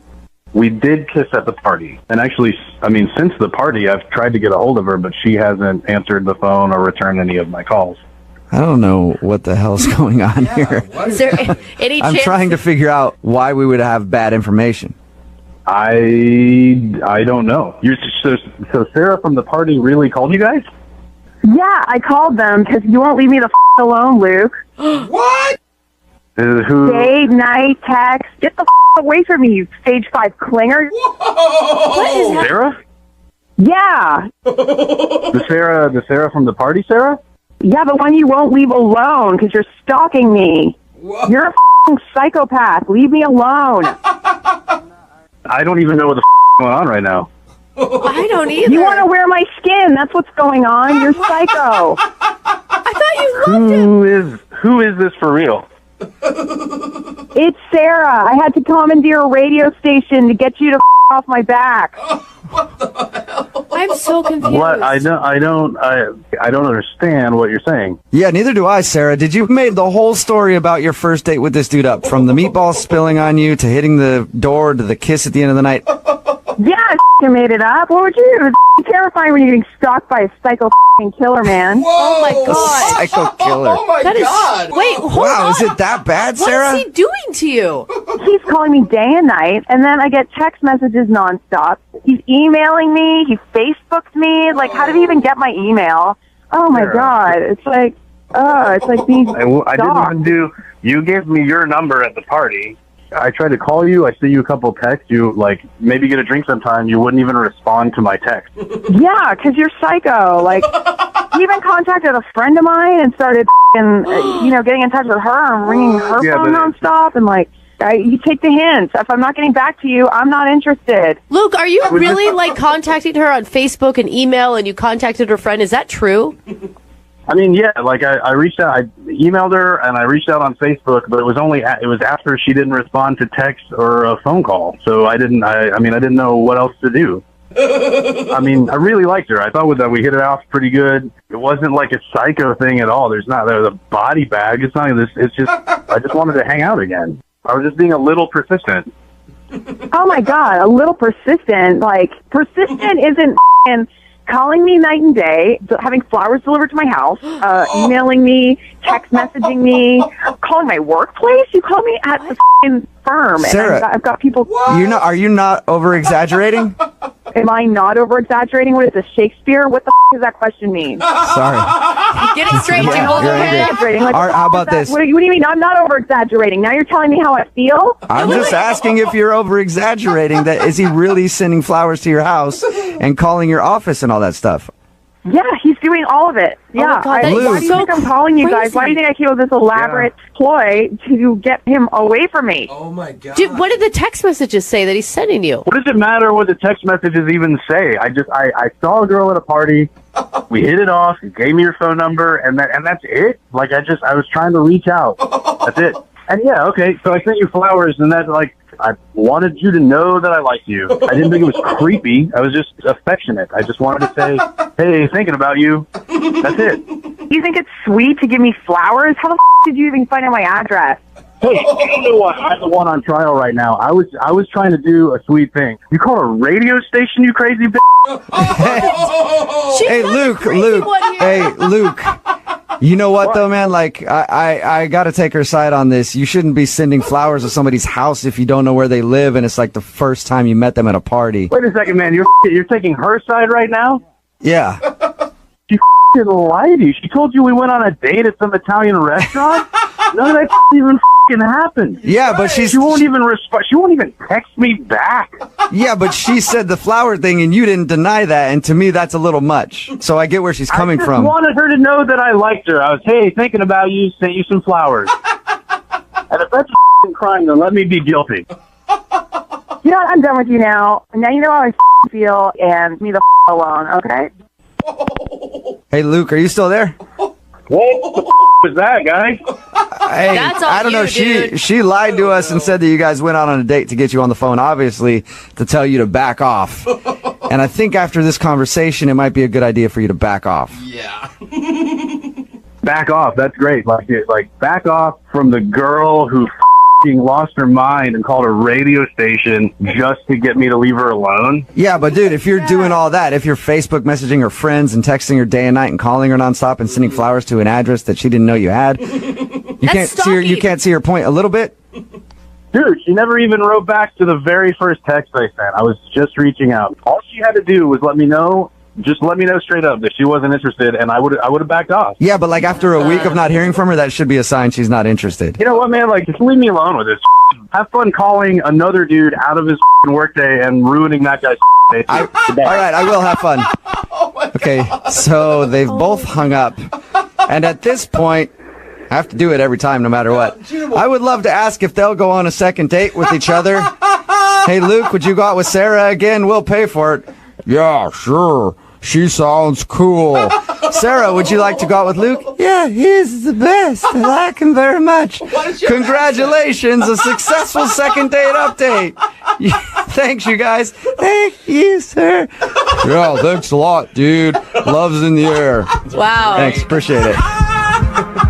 Brooke and Jubal in the morning.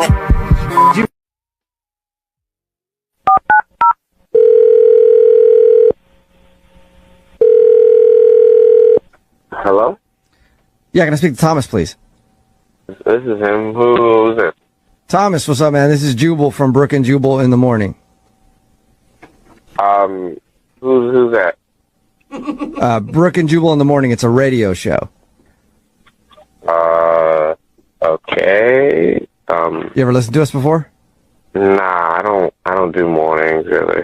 I don't blame you. I am so jealous of that. Man. You are a good person. Yeah, seriously, you got to figure it out. I'm so tired of waking up this early. Well, did I like win something? What's going on? No, you didn't. We do a segment on our show. It's called the Second Date Update. That's where if you go out on a date with somebody and then end up not calling them back after, they can email us to see if we can get you on the phone and find out what happened. So somebody emailed us about you. Oh, that sounds like a lot of work. It is a lot to get a hold of somebody, but it's usually because they really liked the person. Any idea who would have emailed us? I don't know, dude. Are you awake right now, Thomas? I mean, I don't want to be, but I am now. Yeah. Okay, sorry, I feel you, man. I'm right there with you. Is this going to take, like, how long is this going to take? It shouldn't take more than a few minutes, in case you're busy or whatever. But I just want to go back to sleep.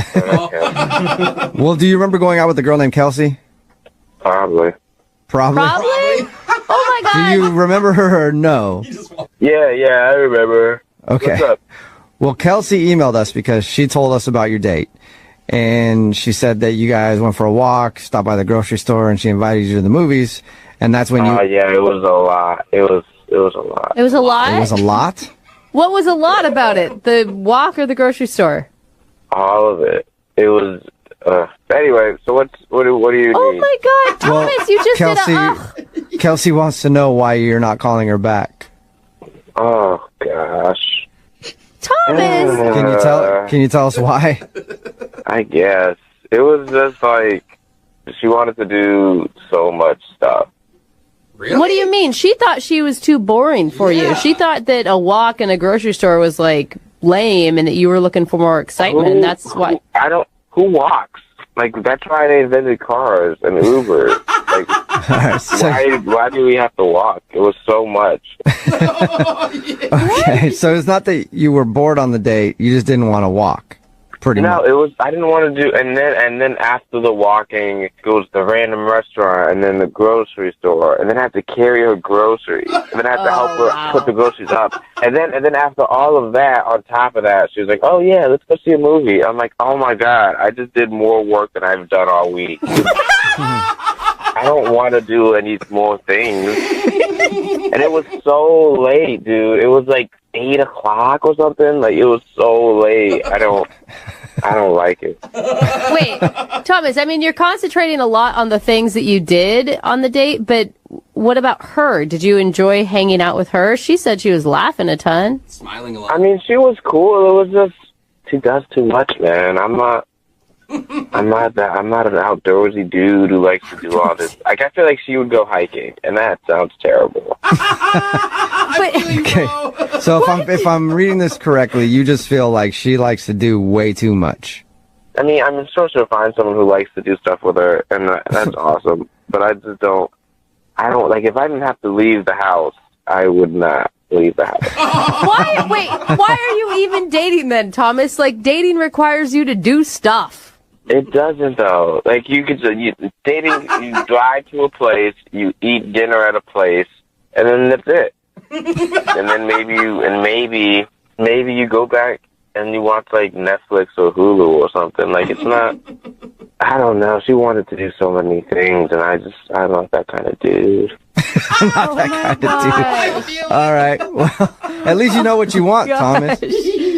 Oh, you should have told her that, though, Thomas. She did not. Yeah, but then I'd have to, like, meet up again. We'd probably have to go on another walk to explain why I don't like going on walks. Yeah. A lot of effort. Well, wow. Thomas, I know that this is probably going to be hard for you to deal with, but Kelsey is on the other line and wants to talk to you for a minute. Oh, my God. You guys are the worst. Kelsey, are you still there? Yeah, hey. Hey, what's up? I can't believe this is like complete opposite what I thought was going on. I thought you didn't like me because I was boring, but you don't want to do anything? Like, the whole point of going out with someone is to get to know them while doing an activity. Yeah, but you wanted to do so many activities. Like, if we just did 2 activities, that's it for the day. For the day. You get a morning activity, you get a night activity, and that's it. But you wanted... What are your activities? Just Netflix? I mean, that and a good bowl of soup. Oh, God. Thomas, all it was one walk to the place that we were going to. That was it. Just one. It was not that extreme. Yeah, but why would you want to walk? Are we cavemen? All you have to do is call an Uber. We could have saved so much time. And then my leg was tired. I was out of breath. My body's not used to this type of activity. What? Your body isn't used to going on a short walk to a restaurant? Not anymore. We're past that. Thomas, just even a little bit of exercise would make you feel better. It'd give you more energy. It may. I don't think it did any of that. Yeah. Oh my God! And the thing is, I'm happy with my life. I'm doing fine. I don't know why you're trying to change me into some LA fitness jogging jock dude. Oh my God! Yeah. Hey man, if you're happy doing you, then just keep doing that. But I think it doesn't sound like Kelsey's that demanding, really. Yeah. And it sounds like you guys had a nice connection, and that you could be missing out on something possibly pretty special. Mm-hmm. I don't know. I just want someone more my speed. I feel like she's too extra. She's always this, bam, bam, bam. I just want one bam. I do normal things that normal people do that walk places and who literally use their body. It's not that difficult. I use my body to press the Uber button. That's enough. Oh my God. Thomas, you sound like a human sloth is what you sound like. I'm okay with that. Oh, well, Sloths are adorable. Sloths are pretty cute. I'll give you that much. Thomas, would you like to go out on a second date with Kelsey? We'll pay for it. I mean, you don't even have to leave the house. I'll just send you a gift card to Netflix or something. Get food delivery for you, Thomas? I mean, I don't know. I feel like she'll trick me into doing something outside. Trick me? I don't know, dude. I'm kind of cool. Hold on. This is ridiculous. I'm not forcing you to do anything. We took a short walk, and I asked if you wanted to go to the movies. You're so I know, lazy.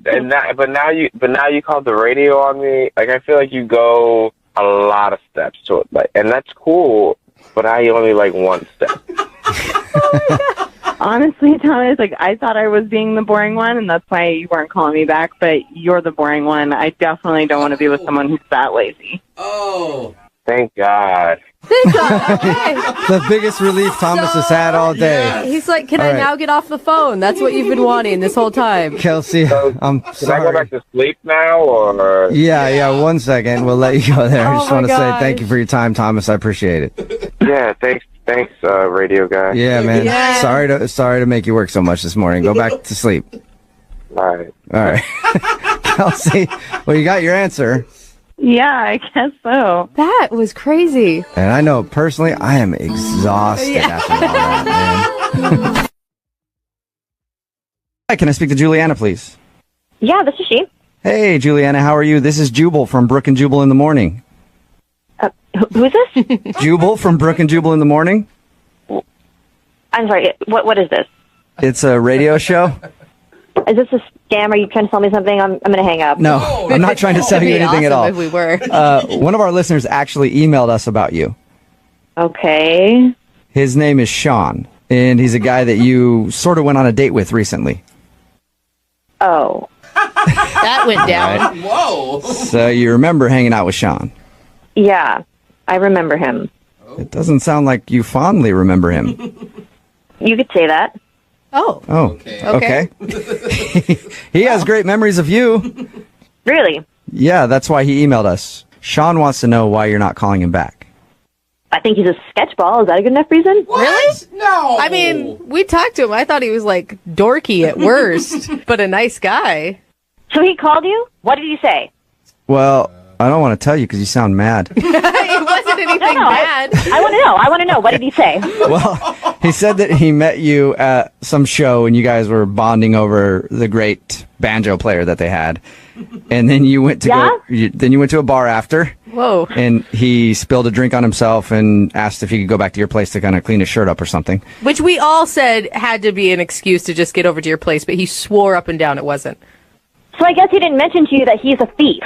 What? Whoa. A thief? No. Yeah, he's a kleptomaniac. He didn't drop that. Yeah, he didn't tell us that he likes to steal things. Whoa. Yeah, so the next morning, I was in my room. He was on the couch. I heard some rustling in the hallway, and it was like, I don't know, like 5 a.m. or something. And then I heard a door close. So I called out. I was like, Sean, hello? No answer. So I got up, walked out into the hallway. I looked around. I checked the couch. He wasn't there. He was gone. But I saw that the closet door in my hallway was open, where I keep my coats and stuff. Okay. And he had put his coat there. Uh-huh. So I went over to close it, and his coat was gone. That makes sense, I guess, if he was gone. But then all of my hangers were gone, too. What? All of your... Yeah, all of my empty hangers that were just hanging in my closet were gone. What? And they were there. They were there before he came. So, yeah, he's a thief. Wait, Oh. you're accusing him of stealing coat hangers from your house? I'm not assuming that happened. I know that happened. He did it. You sound very angry about these hangers being taken. Would you be angry if you invited someone back to your house after a really nice date and then found out that they stole things from you? Yeah, I think you'd be. I guess, but I don't know why hangers just doesn't hit me that hard. Me neither. It's so weird. They're my things. I only just met. We hung out for like a couple hours. And I invited him back to my place. Like, what the man? Like, why would you take my hangers? Yeah, it's a really valid question. It makes no sense. It's weird and sketchy and dumb. Yeah, it is. You didn't notice anything else missing from your house. It was just the hangers. You keep saying my hangers like it's not a big deal, but he just took them. He didn't leave a note. He didn't say anything about it. He just took my hangers. That is weird, man. Yeah, I guess it is weird. I don't know why you would take hangers. Don't you want to know why he would... hangers? Don't you know why he would want to steal your hangers? It's such a strange... No, I don't care why he did it. I don't care how he tries to excuse himself. He's lucky I didn't call the police. Oh! That would be a call. Yeah, I'd love to see him get arrested for that. Yeah. Possible, though, right? I probably, you probably could get him arrested. I'm kind of wondering why he would steal your hangers. So I think we should ask him, Juliana, because he's on the phone listening right now and wants to talk to you. What? This is a setup? Well, I don't like that word. It's a dirty way to describe it, but yeah, kind of. Sean? Hey, Juliana. Wow. I didn't know you were on the phone, but since you are, what the hell were you thinking? It's a great question. What? This is a setup? Well, I don't like that word. It's a dirty way to describe it, but yeah, kind of. Sean? Hey, Juliana. Wow. I didn't know you were on the phone, but since you are, what the hell were you thinking? It's a great question. Okay, this is a big misunderstanding. Uh-oh. Oh, yeah? What's the misunderstanding? You took my hangers and what? What's the misunderstanding? Okay, yeah, I took some hangers. I'm sorry. Honestly, Okay, for one so you thing- did take them. Oh my God, how is there a misunderstanding there? That is so weird. All right, Juliana, just calm down. Hear me out, okay? There's actually a really good reason why I took the hangers. There is no good reason why you would take my hangers. Yeah, I'm interested in hearing the reason, too. I think everybody is. And how many hangers are we talking about right now? Like 3 or 12?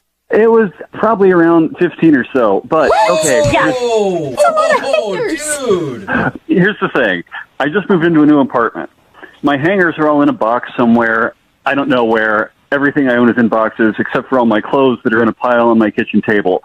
So I was thinking, all right, I was getting my coat out of the closet, and I'm thinking, oh my God, here's all these hangers. If I just grab a handful and take them with me, it'll make my life so much easier for the next few days. And then when I see her again, I'll bring them back because I'll have my life together a little bit more by that point. And I'll say, hey, you probably didn't even notice these were gone, but I borrowed some of your hangers. And I hope that's cool. I was thinking you'd think it was charming and funny. What? No, that is so weird.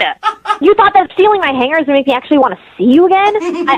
Or surprising me with the fact that you stole my things would be exciting and charming? That makes no sense. Juliana, I didn't steal anything, okay? I just borrowed something. I was with every intention of giving it back. I'll bring them back today if you want, and it's 15 plastic coat hangers that I didn't think should be noticed were gone. Borrowing is when you ask someone usually that you know, or you can't just meet someone and then take their things and think it's okay that you'll bring it back. What if I didn't see you again?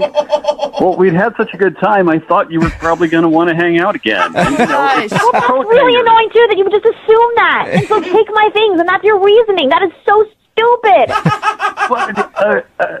Okay, yeah, it was kind of inconsiderate. I probably should have said something about that on the note I left you. So I'm sorry. What do you want me to do? Honestly, at this point, I don't even care. Just keep the hangers. Whatever. Juliana, I mean, Come on. do you think your anger's maybe a little bit out of control on this one? No, you don't go on a first date with someone. We just met that night. You don't. What, is that going to win someone over by taking their things? He just says, what does that mean for future things? Is every time he comes over, if we hang out again, he's going to take something else? Yeah, that's true. Like all of a sudden your silverware's missing. Just a couple forks, though. Yes. Forks? I moved. Yeah, not gonna lie, but that's indicative of kleptomaniac tendencies. What the hell? I don't want to be around someone like that. I think we're getting carried away here. Juliana, you think you're maybe blowing this a little bit out of proportion for 15 plastic coat hangers? I mean, No, I'm not blowing anything out of proportion. They're my things. Hey, Juliana, you're clearly fired up about this, and I think you two should get together and talk outside of this phone call. Would you like to go on a second date with? so. No, would you like to go on a second date with Sean? We'll pay for it. I don't care how fast you say it. I'm not doing it. What if I say it this fast? Will you go on a second date with him? What if it's that fast? Stop. Come on, give him a chance. He's dumb with social graces, maybe, but he doesn't sound like a bad person. Well, dumb with social graces is not that attractive. I don't know. This is weird. Look, whether you want to hang out again or not, that's fine. But I'm going to tell you what. I'll come back to your place tonight. I'll bring back your hangers, and I'll bring you a new set of new hangers. No, you don't. Did you hear that, though? He said he'd bring a brand new set. Oh, that's an Juliana. upgrade. You're right, Jubal. I swear to God, if you come over tonight with those hangers, I'm going to shove them inside you. Oh, okay. That was aggressive. You never know. That could be even more incentive for him to come over. Oh. Hi, can I speak with Kevin, please? Yeah, that's me. Hey, Kevin, how are you? This is Jubal from Brooke and Jubal in the morning. Like the radio show? Yeah, exactly like it. It is it, as a matter of fact. Okay. How are you doing? I'm doing all right. Well, thank you for listening. Yeah. I mean, I don't listen. I'm sort of just aware that you're there. That's what I prefer. Okay, so I prefer people who just kind of know we exist, but don't actually know the show. I take back my compliment. Yeah. So, Kevin, seeing as you don't listen a lot, or maybe have never listened before in your life, do you know what a second date update is? No, not really. Okay, well, it's a segment we do on our show where if you go out on a date with somebody and then end up not calling them back afterwards, they email us to see if we can get you on the phone and find out what went wrong. So somebody emailed us about you. Oh, who? Her name is Lindsay. You served her some coconut shrimp and then just sort of disappeared on her. I don't know if I'd characterize it that way, but yeah, I kind of know her. Kind of know her, okay. That was kind of a happy laugh. What's that? I mean, you sound positive about Lindsay. Oh, No, I didn't think that she was that into me, given how we last interacted. What? What do you mean? Well, I mean, we met at this party that I was working, right? And we were friendly and chatty, and I thought, there's a possibility that something will happen. And then, she invited me to this party at her house, which I thought was a good sign. Mm-hmm. Uh-huh. And she said it was not like a full dinner party, but there's going to be some food and friends, but it didn't really turn out that way. Really? She told us the opposite. She said that she thought you had a good time and was concerned that maybe one of her friends scared you off. Oh, no, I had no problem with her friends. It was the way she ran the thing that sort of ticked me off. What'd she do? Yeah, she actually made you mad? For a little bit. She asked if I would go by the grocery store and pick up a couple of things on my way over, which, is fine, I suppose, if it's a potluck kind of thing. So I go to the grocery store, I get to her house, and she and a friend are still decorating and putting the place together, and she shows me to the kitchen and says, all right, sort of get started. I'll, What?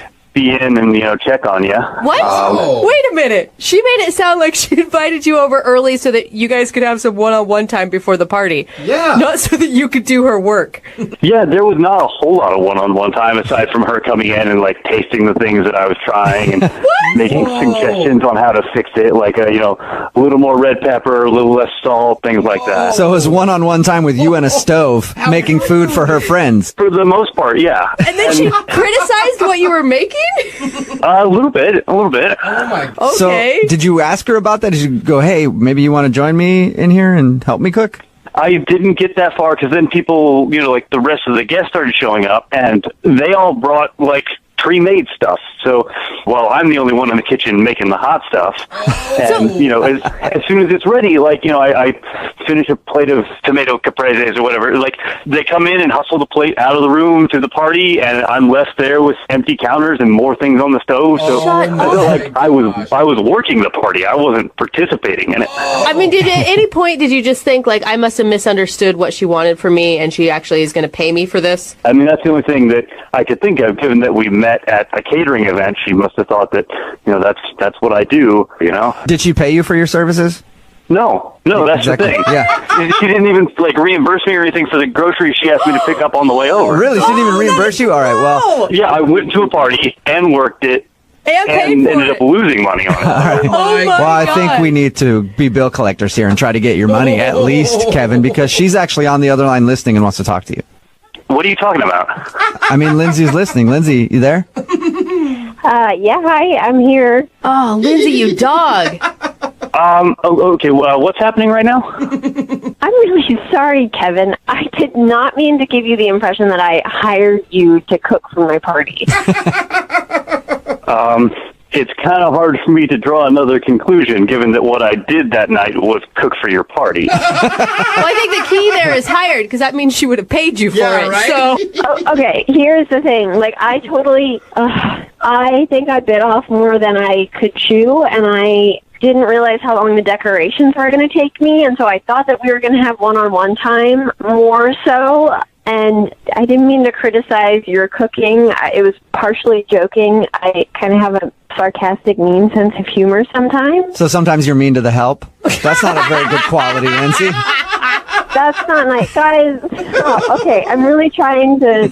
I feel really bad about this, Kevin, because that's not what I intended at all. I really wanted to spend time with you, and I thought that at a certain point that you were staying in the kitchen because you were uncomfortable socializing with my friends. What? That's why I kept coming back in to just run things by you because I was trying to connect with you, but I thought that you wanted to be in there. What? Okay, is that why that one time you came in and tossed me an apron and said, "Here, don't get anything on yourself"? Is that what that was for? Oh.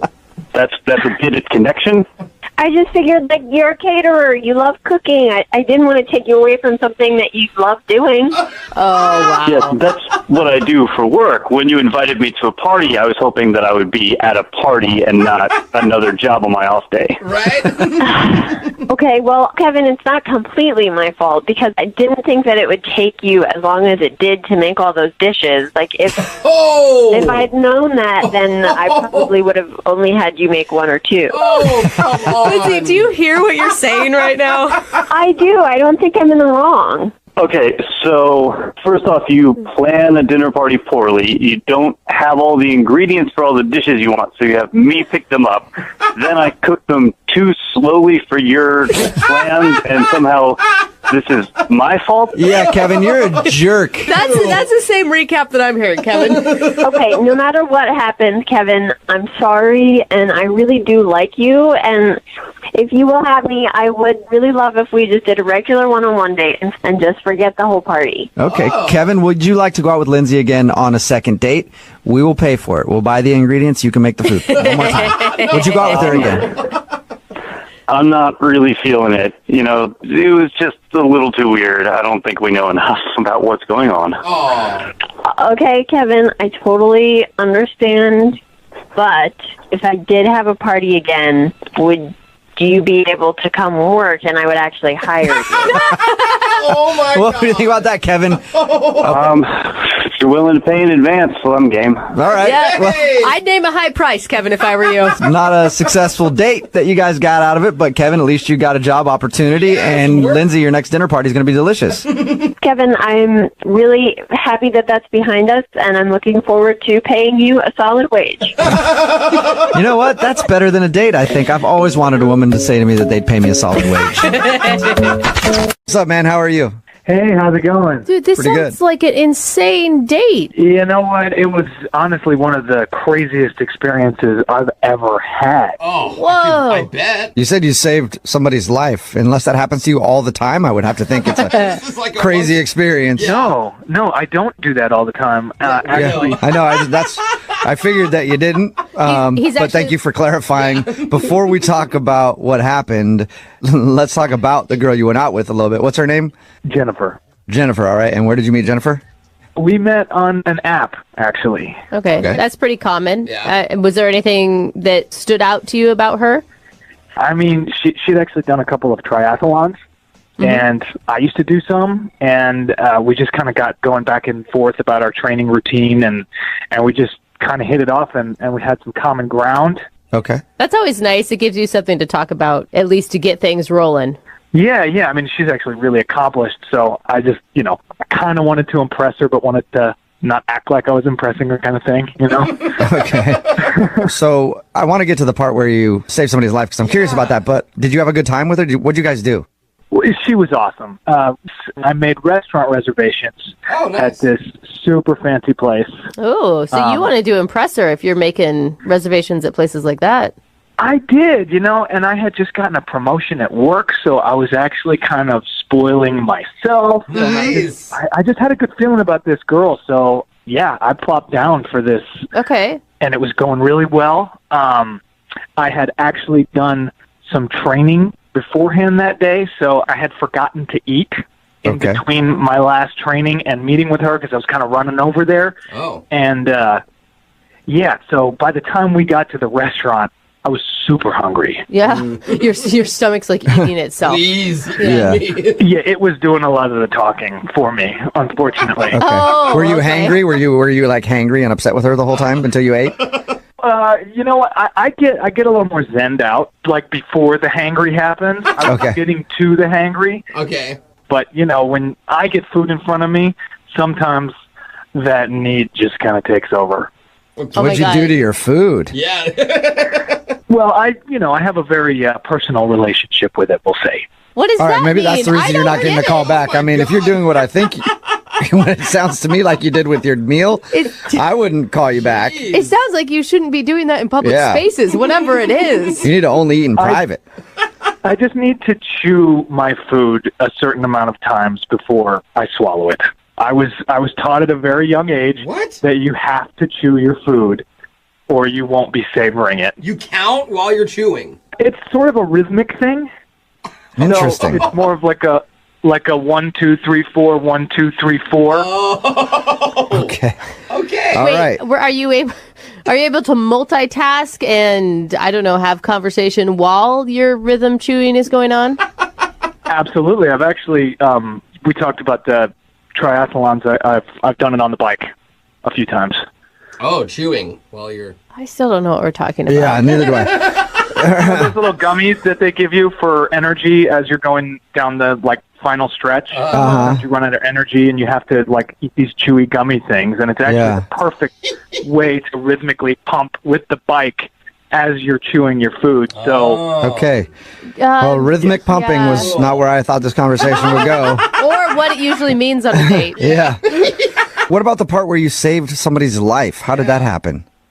Right. So we pay the check, we leave the restaurant, and we see this commotion gathering about a half a block away from the restaurant on the sidewalk.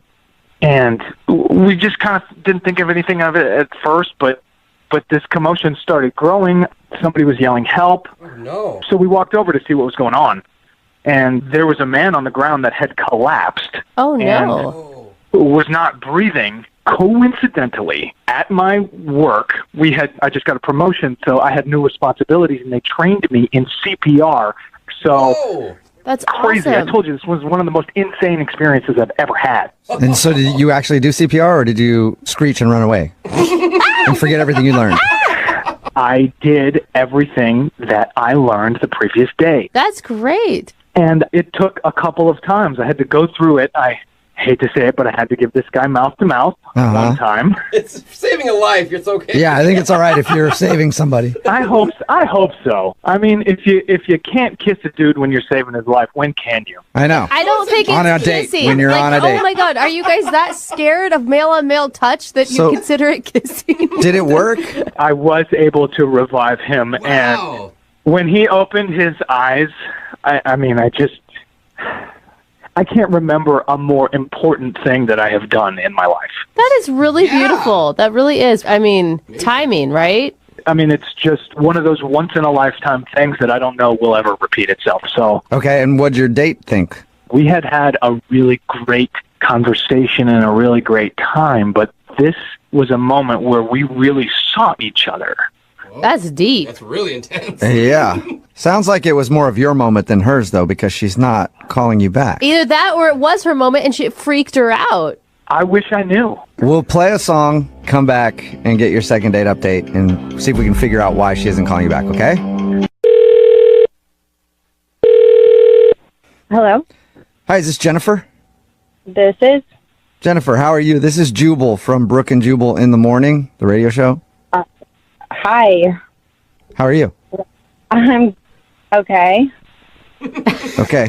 Cool. Well, have a good day. No, don't hang up. I'm just confused. Sorry. What are you confused about? Like, why are you guys calling? Oh, okay. I can help you with that Okay, if you want. please. I'm calling you today because one of our listeners sent us an email about you.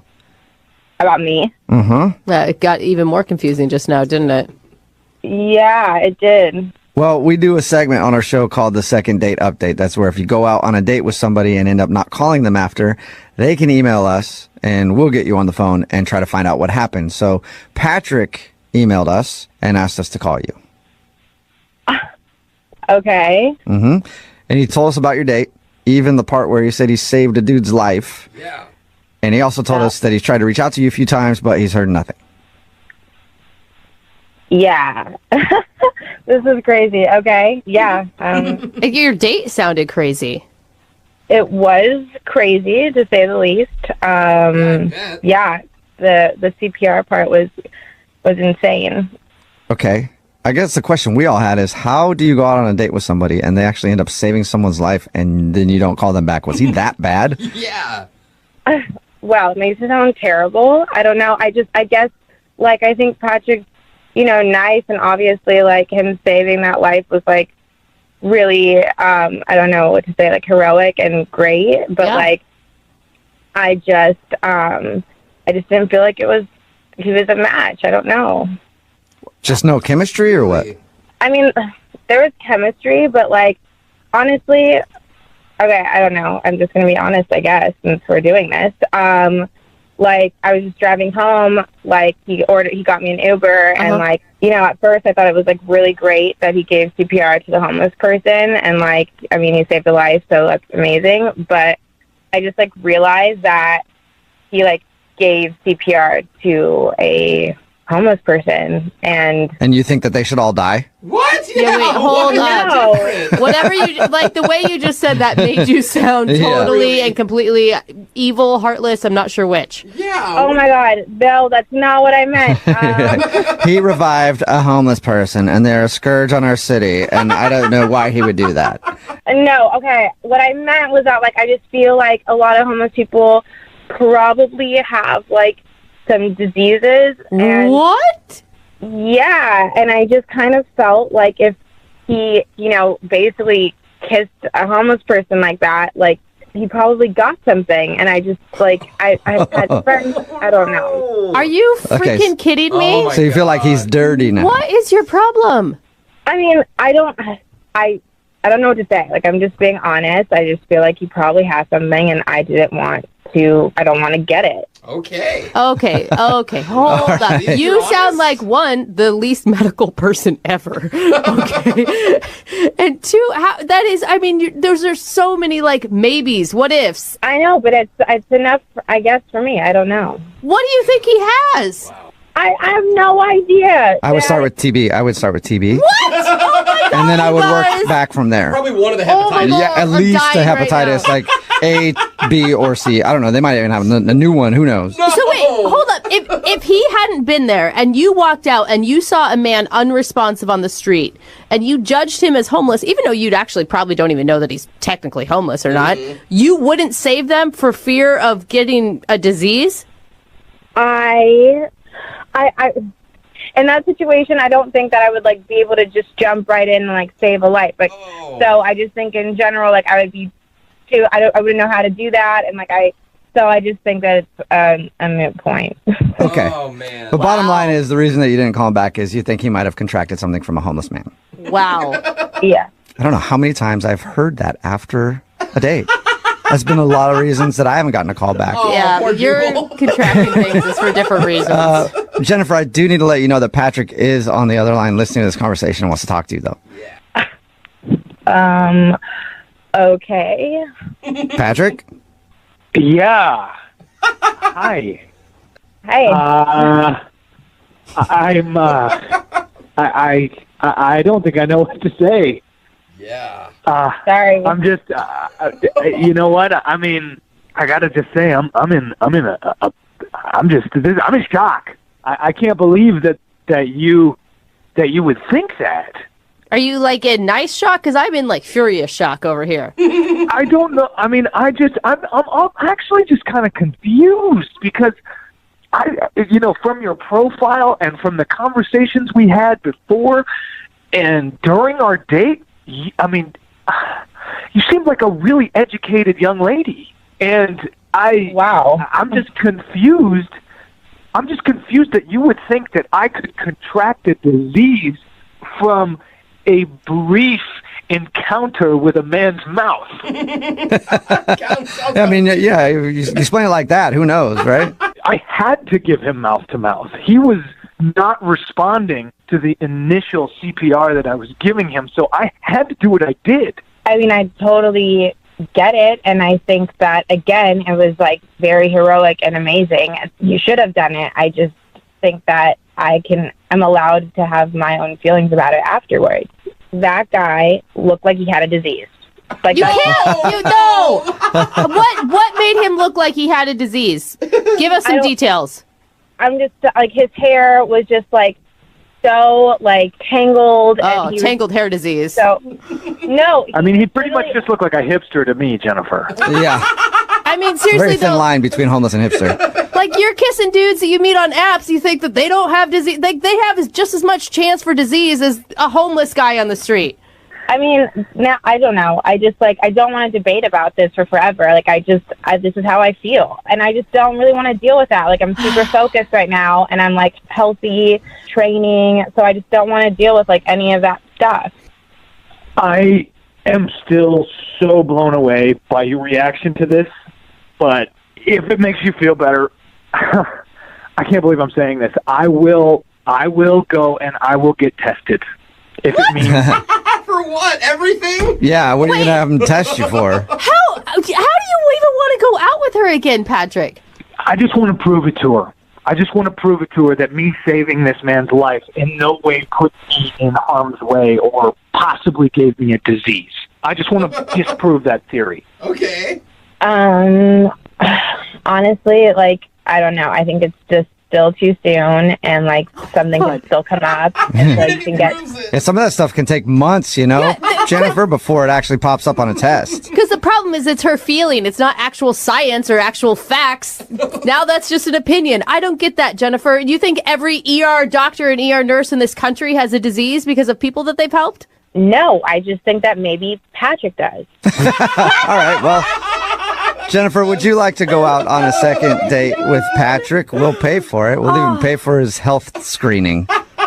I honestly, I'm sorry. Like, I know, Patrick, you seem super nice, and like, I can tell you're making a lot of effort, even just like with the phone call. But like, I just don't think I can. Oh, this is so dumb. I guess I can't really argue with that. Rejection is God's protection. So. Okay. Really? I thought it was Trojan. I'm with Jubal. Well, I guess I should have used protection when I was saving this man's life. Yes. Oh my God, From now on, what we learned here, you guys. Before you perform CPR, always make sure you have some protection on you, okay? Yeah. Oh my God. Brooke and Penny, how are you? Good, how are you? Not bad. Man, was that moment awkward when you realized that this guy that you were excited to see didn't know who you were? Yeah, it was really awkward, especially because I thought I would have been memorable because we were like sort of friends in middle school. Dude, that's messed up. So you knew him from middle school, you said? Yeah, Okay. we knew each other in middle school and we didn't really hang out in the same groups, but like if we had a class together and we didn't know a lot of other people, we would usually like try and sit next to each other because he was always like really funny and would make me laugh during class. So wait, did you just like randomly run into him out and about? Yeah, I was at this fair thing, and I saw somebody that looked like him, and then when I got close enough that I was, like, pretty sure it was him by profile, I just, like, said the name Christian loudly, and he turned around, and then I knew it was definitely him. Oh, so that could have been kind of weird, the way you did that. Yeah. Just walking around, Christian! Oh, cool, he looked. If it's a big group of people, I figure, like, you say a name, like, somebody might just think you're talking to somebody behind them. Yeah. So what happened after you said his name? He turned around, and you know that look people have where they're like, crap, this person knows me, and I definitely can't place them, but their face is kind of familiar. Yeah. He definitely had that in his eyes, so I sort of started talking, and then I just realized he could not remember my name, so I told him who I was. Okay, and then after you told him your name was Penny, did he remember you, or was he still like, no, not ringing a bell? No, he remembered, but you could tell it was like an effort of like opening an old file cabinet, trying to remember. So what was that like for you? I mean, were you insulted or were you fine with it? Well, I don't know. I feel like he looked really cute, so I was like a little bummed. You're hot enough that I'm going to let that one slide. Yeah, like I was a little bummed about it, but I wasn't going to like let that deter me from talking to him. So how'd the conversation go after he finally remembered who you were? It was fine. It was very like small talk. He just looked really good. Like he grew up really well. He lost a little bit of the baby fat, which I said out loud, and I probably shouldn't have. Wow, you lost your baby fat. You're not so fat. Look at you, yeah, wow. Good job, buddy. Way to overcome adversity and be good looking when you got older. Yeah, well, anyway, so I just told him that I thought he looked really good, and then he kind of said the same back. So wait, did you guys go out on an actual date, or did you just hang out at the fair and have weird conversations about how much weight you've lost? No, we talked for like 5 minutes, and then our friends were kind of trying to like go to different things. So he just said we should hang out sometime, and he let me pick the restaurant, and we just like so we could continue chatting and kind of catching up, and Okay. And how was the date? It started out really well. We kind of like reminisced a little, and then it got a little awkward kind of in the middle. A guy friend of mine, ended up being at the same restaurant, and he came over and sat down with us at the table. God, you run into people that you know all over the place. I know. It's weird. He just sat down at your table. Yeah. I don't know. It's hard to, like, if you knew him, you would be like, yeah, that makes sense. But it was awkward because we were kind of, like, right in the middle of the date. Right. Yeah. But then, I don't know, I sort of thought it was, like, a positive because he gets to see somebody that I work in the same industry with. He got to learn a little bit about me and just kind of, like, see that I, have like a community around me and stuff. And it shows that you're like a popular person. Yeah, like I have friends. I'm not weird. Did he stay for a long time? He probably stayed for a good 15 minutes. Dang! Okay. On a date, that's You're a like, long hey, time. you're dropping hints all over the place. I'm on a date. But it honestly didn't feel like 15 minutes. Like, I was surprised when I realized it was. We all got along really well. Like, it wasn't until after he left that it kind of started to feel like maybe it disrupted the date a little bit. Do you think it could have been the French kiss when you kissed your friend goodbye? No, that didn't happen. You didn't say that. What are you imagining in your head right now? That's not what happened? It was not a three-way in a restaurant. I thought that's like it's a coworker of yours. That's naturally what happens when they say goodbye. No, it's not. Okay. No, it's my coworker. So not that. All right. But Christian couldn't have been upset by that. I mean, it's out of your control. Yeah, I don't think he was upset. It was just like, you could just tell he was kind of uncomfortable. Like, maybe it ruined the momentum of the evening. It kind of just plateaued from there. Like, it was like an awkward side hug when we left. Oh, all right. So I was going to ask you. That was my next question. Was how did it end? Awkward side hug. That's usually a great sign. No. Yeah. At the end of a date. Yeah. It's not. Man. You know what? Maybe he hasn't grown up very much. Maybe he's still awkward around girls, and like it was uncomfortable for him to give you a hug. Maybe. I don't know. I felt really good about the date in general, so I didn't really know, like, if he thought I was, like, dating the other guy or was interested in the other guy or if that guy was interested in me. I just didn't really, it was really hard to read him at the end of, like, how he thought the date went. All right. And have you talked to him since? I've reached out a couple times, and I feel like I've kind of gotten the brush off a little. So I just kind of want to get a hold of him and see if I can, like, explain my side and just clear the air. If that guy was the issue, I wouldn't get panicked about it because that guy might not be the issue. There could be a slew of other issues that you don't know about, Yeah, maybe it wasn't as good on his side as I thought it was. I was going to tell her it sounds really salvageable, but apparently not. You never know. All right. One side is giving me hope. Yeah. All right, we'll play a song, come back, and then call him and get your second date update, all right? Okay, sounds good. Okay, hang on. Hello? Hi, can I speak to Christian, please? Yeah, this is Christian. Who's this? Oh, Christian, cool. I just want to say that you don't know me, but I know you very well. Okay, that comes off creepy. What is this? What is this? Who's calling? Who's calling? That's a really loaded question, Dude, just Christian. tell him. What the... Who is anybody, really? You know? Don't get philosophical. I mean, who are we all? Look, Like, I don't have a lot of time. I'm on lunch. I just love to know what's going on. all right, well, I was trying to give you some food for thought over your lunch break, but I guess not, Christian. Oh, God. Christian, my name's Jubal from Brooke and Jubal in the Morning. It's a radio show. Okay. Okay, and that would be why I started off the phone call with stupid jokes instead of just having a conversation. Is there something you guys need from me? Yeah, he's like, you're an expert on this, so I get What it. do we all need, Christian? Yeah, What okay. do we need in Drop life? the joke. The joke is over. Yes. Gonna hang up, dude. Christian, don't hang up. There is something that we need from you. We actually got an email about you from one of our listeners, and they asked us to call you. Really? Are you being serious? I don't know, Christian. What is... Yes, yes, I- being serious. Oh my God. Yes. I don't even have the patience for him I right now, know. Christian. I'm sorry. Christian, I'm being serious. One of our listeners emailed us because they wanted us to contact you. All right, who?